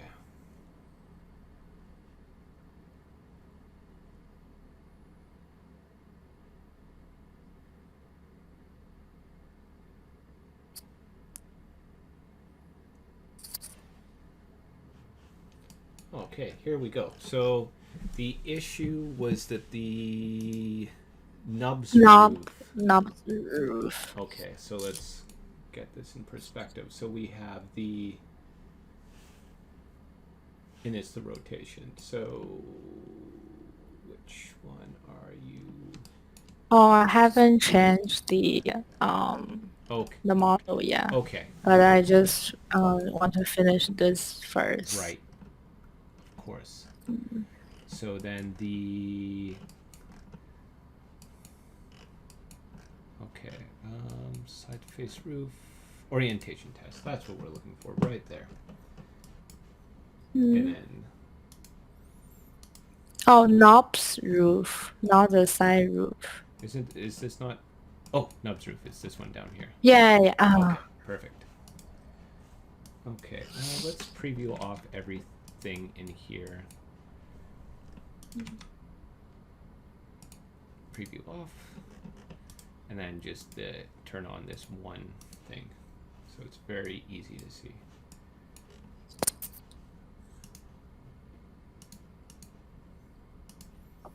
Okay, so I, first of all, do not see any nubs roofs. But it looks like that's because there's something happening here. So so whenever I kind of check to see what's going on, I always start from kind of the end and work my way back. So in this case, I look, there's 56 null values coming out of the end of your definition. So I'm like, okay, that's wrong. I look at the mesh input, hover over it, it says, okay, there is a mesh. I can even go confirm over here. There's the mesh right there. Making up for the offset right there. That's great. It's making a box. That's all good. So that's what I do. And I say, okay, we can check this off the list. And then of course here we see the angry red thing. Data conversion failed from number to geometry. So that means that we are getting a number coming out of our box properties. Okay, and this is what's going on. So what's happening is just so you see here where it says area of box, that's being plugged into geometry, and that's what's going on. So when you see this, you see this is red, you click on the little red balloon there, it says data conversion failed from number to geometry. It gives us a little hint, right? It says that I'm looking for geometry, but instead I got a number. So then I look at the inputs of rotate, base geometry input, that must be where it's looking for geometry. It says null. So then I look at what's plugged into it. I see it's coming out of the area, which is a number, so all of a sudden this warning makes sense. Data conversion failed from number to geometry, meaning you're giving me a number from area and putting into the geometry input. So that's the error there. And simply, we just know that these boxes need to go into geometry there instead. So now you have no error, you have boxes coming out of here, and then we have boxes coming out of the end. So now let's see if it's in the correct orientation. So that kind of makes sense what I said though? Yes. Okay, and then let's go to shaded.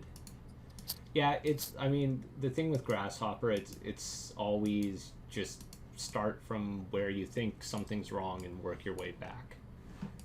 Okay, so that looks right to me. That does not look right to me. No, this needs to be rotated. And that looks right to me. That looks right to me. So what I did when I was going through this is there's no real kind of smart way of doing this. I just kind of trialed and errored it, right?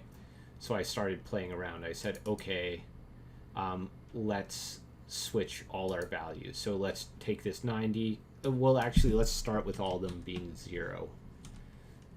So none of them are being rotated. So we see if none of them are being rotated, then all of a sudden, this one is correct. But this one is not correct, right? So what we can do now is we can say, okay, let's start by rotating this one 90 degrees. Saw nothing change. Let's set it back to be 0. Let's try rotating this one 90 degrees. We know this needs to be 0. Let's try rotating this by 90 degrees. Something moved down there, but it's not what we're looking at right now, which means that this last one must equal this one here. and it does. But it needs to rotate more than 90 degrees. It needs to rotate 180 degrees. So 180. So we've then solved two pieces of the puzzle. We know that object number 1, so making up for the cursor offset, and object number 3 are 0 and 3 respectively. So now we can look at 0 and 2. So let's go down. So if we're looking at this one, we want ones that are facing in the other direction. So like, for instance, this one here, we want to look at this one.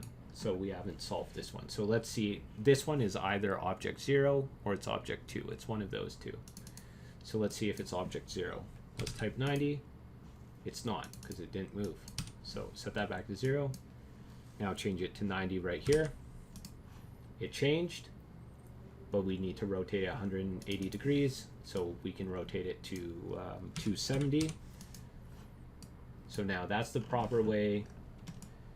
These ones down here are still the proper way, meaning we have one more left, which is this left on the side, and we know that the only one of these we haven't altered is this first one, and the only value out of 0, 90, 180, 270 we haven't used is 90. So by process of elimination, we just type in 90, and there it is. So now all of those are in the right order. So one thing But how do you know there's a 3 you need to rotate? How do I know there's... No, yeah, because you rotate like 3 options. But how do you know that? Oh, so yeah, so good question. That's simply just because if we think about this condition, right? So if this is a nubs roof,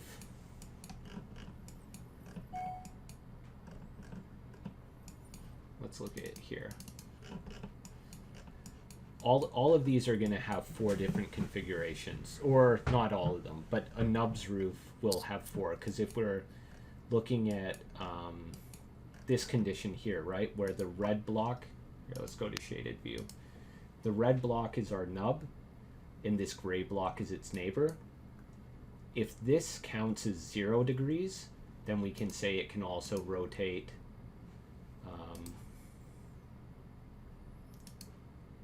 90 degrees, 180 degrees, and 270 degrees. And that is all the possible values, right? So it's about solving for all the possible values, and since we're building up this pile of blocks, we know that the rotations are always going to be 0, 90 degrees, 180 degrees, and then 270 degrees. Does that kind of make sense? So, yes. Yeah. So that, and what you'll find is now that you've figured out the nubs rotation, this rotation angle, I'm not sure what your other ones are. Let's check. So all of your nubs, so nub sandwich, you have your rotations down here. It looks like you have the same thing. Oh, you switched these two around, but that might still work. So I mean, I would double check your other nubs, but these sometimes can be flipped around. Okay. So, but just double check. I'll save this Grasshopper file and send it back to you. Now the nubs roof works, but everything else looks good. You've sort of gone through, and this is definitely Grasshopper learning by sheer brute force, doing it over and over and over again. What's the only way to learn it, right? So. Yeah. Okay. Oh, just one more question about the cluster. So if I like save as cluster, and how I can export, because sometimes I feel it's confusing, like going back and come back, going forward and coming back. How I can return this back to the normal. Oh, sure. Normal code. So if you have a cluster, you can just right click it and you can go explode cluster. Oh, okay. Yeah, and it'll come back. Okay. Sure, I got. Thanks. Yep, no problem. So I'll email that to you right now. Thank No you. problem. Yeah.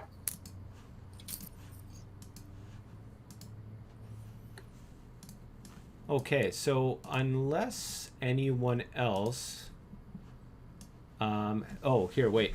So I have one more question. Jeremy, are you still there?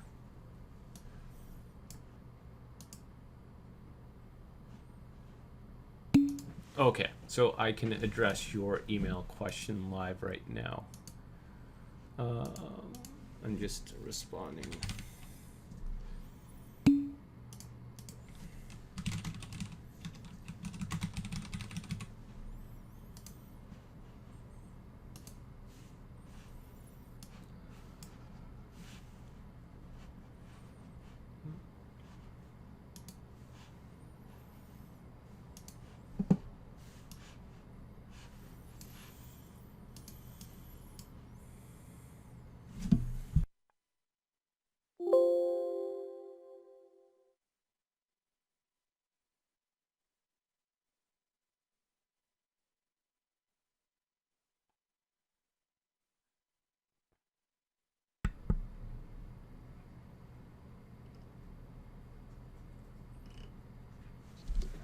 Oh, okay, yeah. So, Jeremy, good question.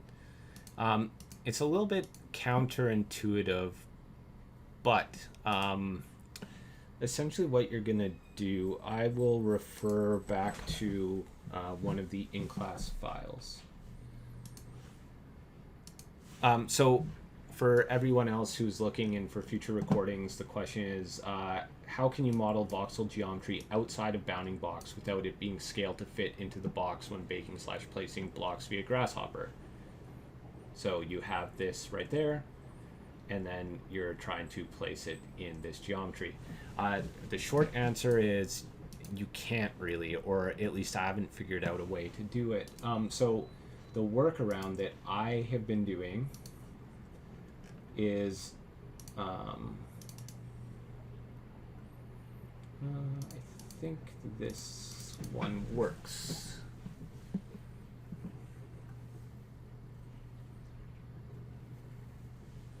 Is you essentially place a placeholder voxel or a block, and then you place your geometry within it.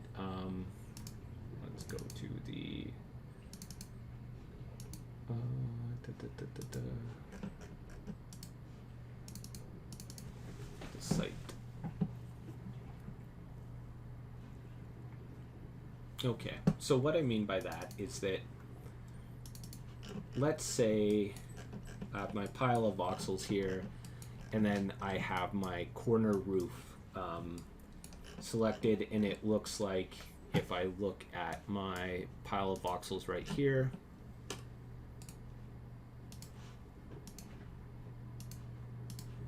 so my pile of voxels right here, my corner roof, it's in the proper orientation. So I'm ready to place my box. Essentially what I'm going to do is I'm going to go over to my legend, and I'm going to, that's why I created these magenta extrusions. They're the same size as my general voxel, because what I'm going to do is I'm going to create a box from this. So again, this is corner roof, so corner roof, this one right here. And look, I have the same condition here. My corner roof has geometry sitting outside of it. So what's going to happen is, let's say I just selected this geometry, created a block called corner roof, and then in Grasshopper, I reference this block definition. So set one Rhino block, corner roof, place it. What I'm going to get is a similar result to what you got, where my geometry is unfortunately smushed. It's scaled within here, right? So that's, if I understand correctly, what's happening to your file. Oh, yeah. So what you're going to do first is you are going to, I'll just undo block. You're going to create a block with a placeholder that's the same size as your voxel. So I'll call this, or I'll just select this extrusion. And you can see that my geometry is outside of it. I'll create a block called corner roof. Corner roof. Set one Rhino block. I'll place it, and then what's happening here is it's placing these kind of placeholder blocks, and you can see it's scaled the exact same way as my pile of voxels. But now what I do is I go back, I go to select my block, I can double click it or I can type block edit. I'll go add objects, and then I add these objects. Enter, select the bounding box, go remove object, click OK. And now you can see that it's replaced in the proper relation to the voxel. So I mean, it's not ideal. Maybe the next time I teach this course, I will have figured out a better way or scripted a custom component. But yeah, that's the best we got right now. If you figure out a better way, let me know. But that's how I'd do it. So if I make changes to the block, I have to like re-add it to the block, I guess. Yeah, but the nice thing about it now is once you've done that initial setup, like you don't have to go into Grasshopper anymore, right? Because you have your block instance now. So for instance, let's say I have this mesh here, and I just want to create another giant protruding thing that's also, I guess, doubled up for some reason. I can just, again, yeah, double click this, add objects, enter. The other thing too is while you're in the block editing mode, add objects, enter. Why didn't that work? I just want to, oh, strange. Block edit, add objects.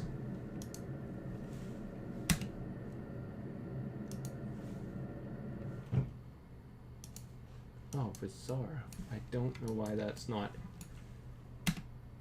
adding. Okay, that's strange. But anyways, what you can also do is you can, for instance, just model right within the block, right? Like you don't need to model outside of it and add it. You can always just model within it, or you can copy objects into it. So it's not inflexible. It's just that you need to remember to bring it back into the block. But then the nice thing about that, of course, is it only creates one object reference within Unreal, and then it's going to automatically update all around your Rhino. So you only have to kind of bake it in once with Grasshopper, and then after that you can kind of edit away to your heart's content.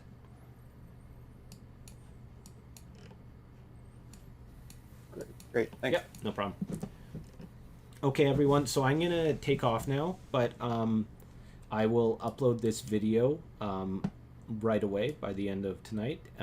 So if you have any other questions, please just send me and Nicholas an email, and we will get back to you as quickly as possible. So good luck with your assignment 3. Thank you.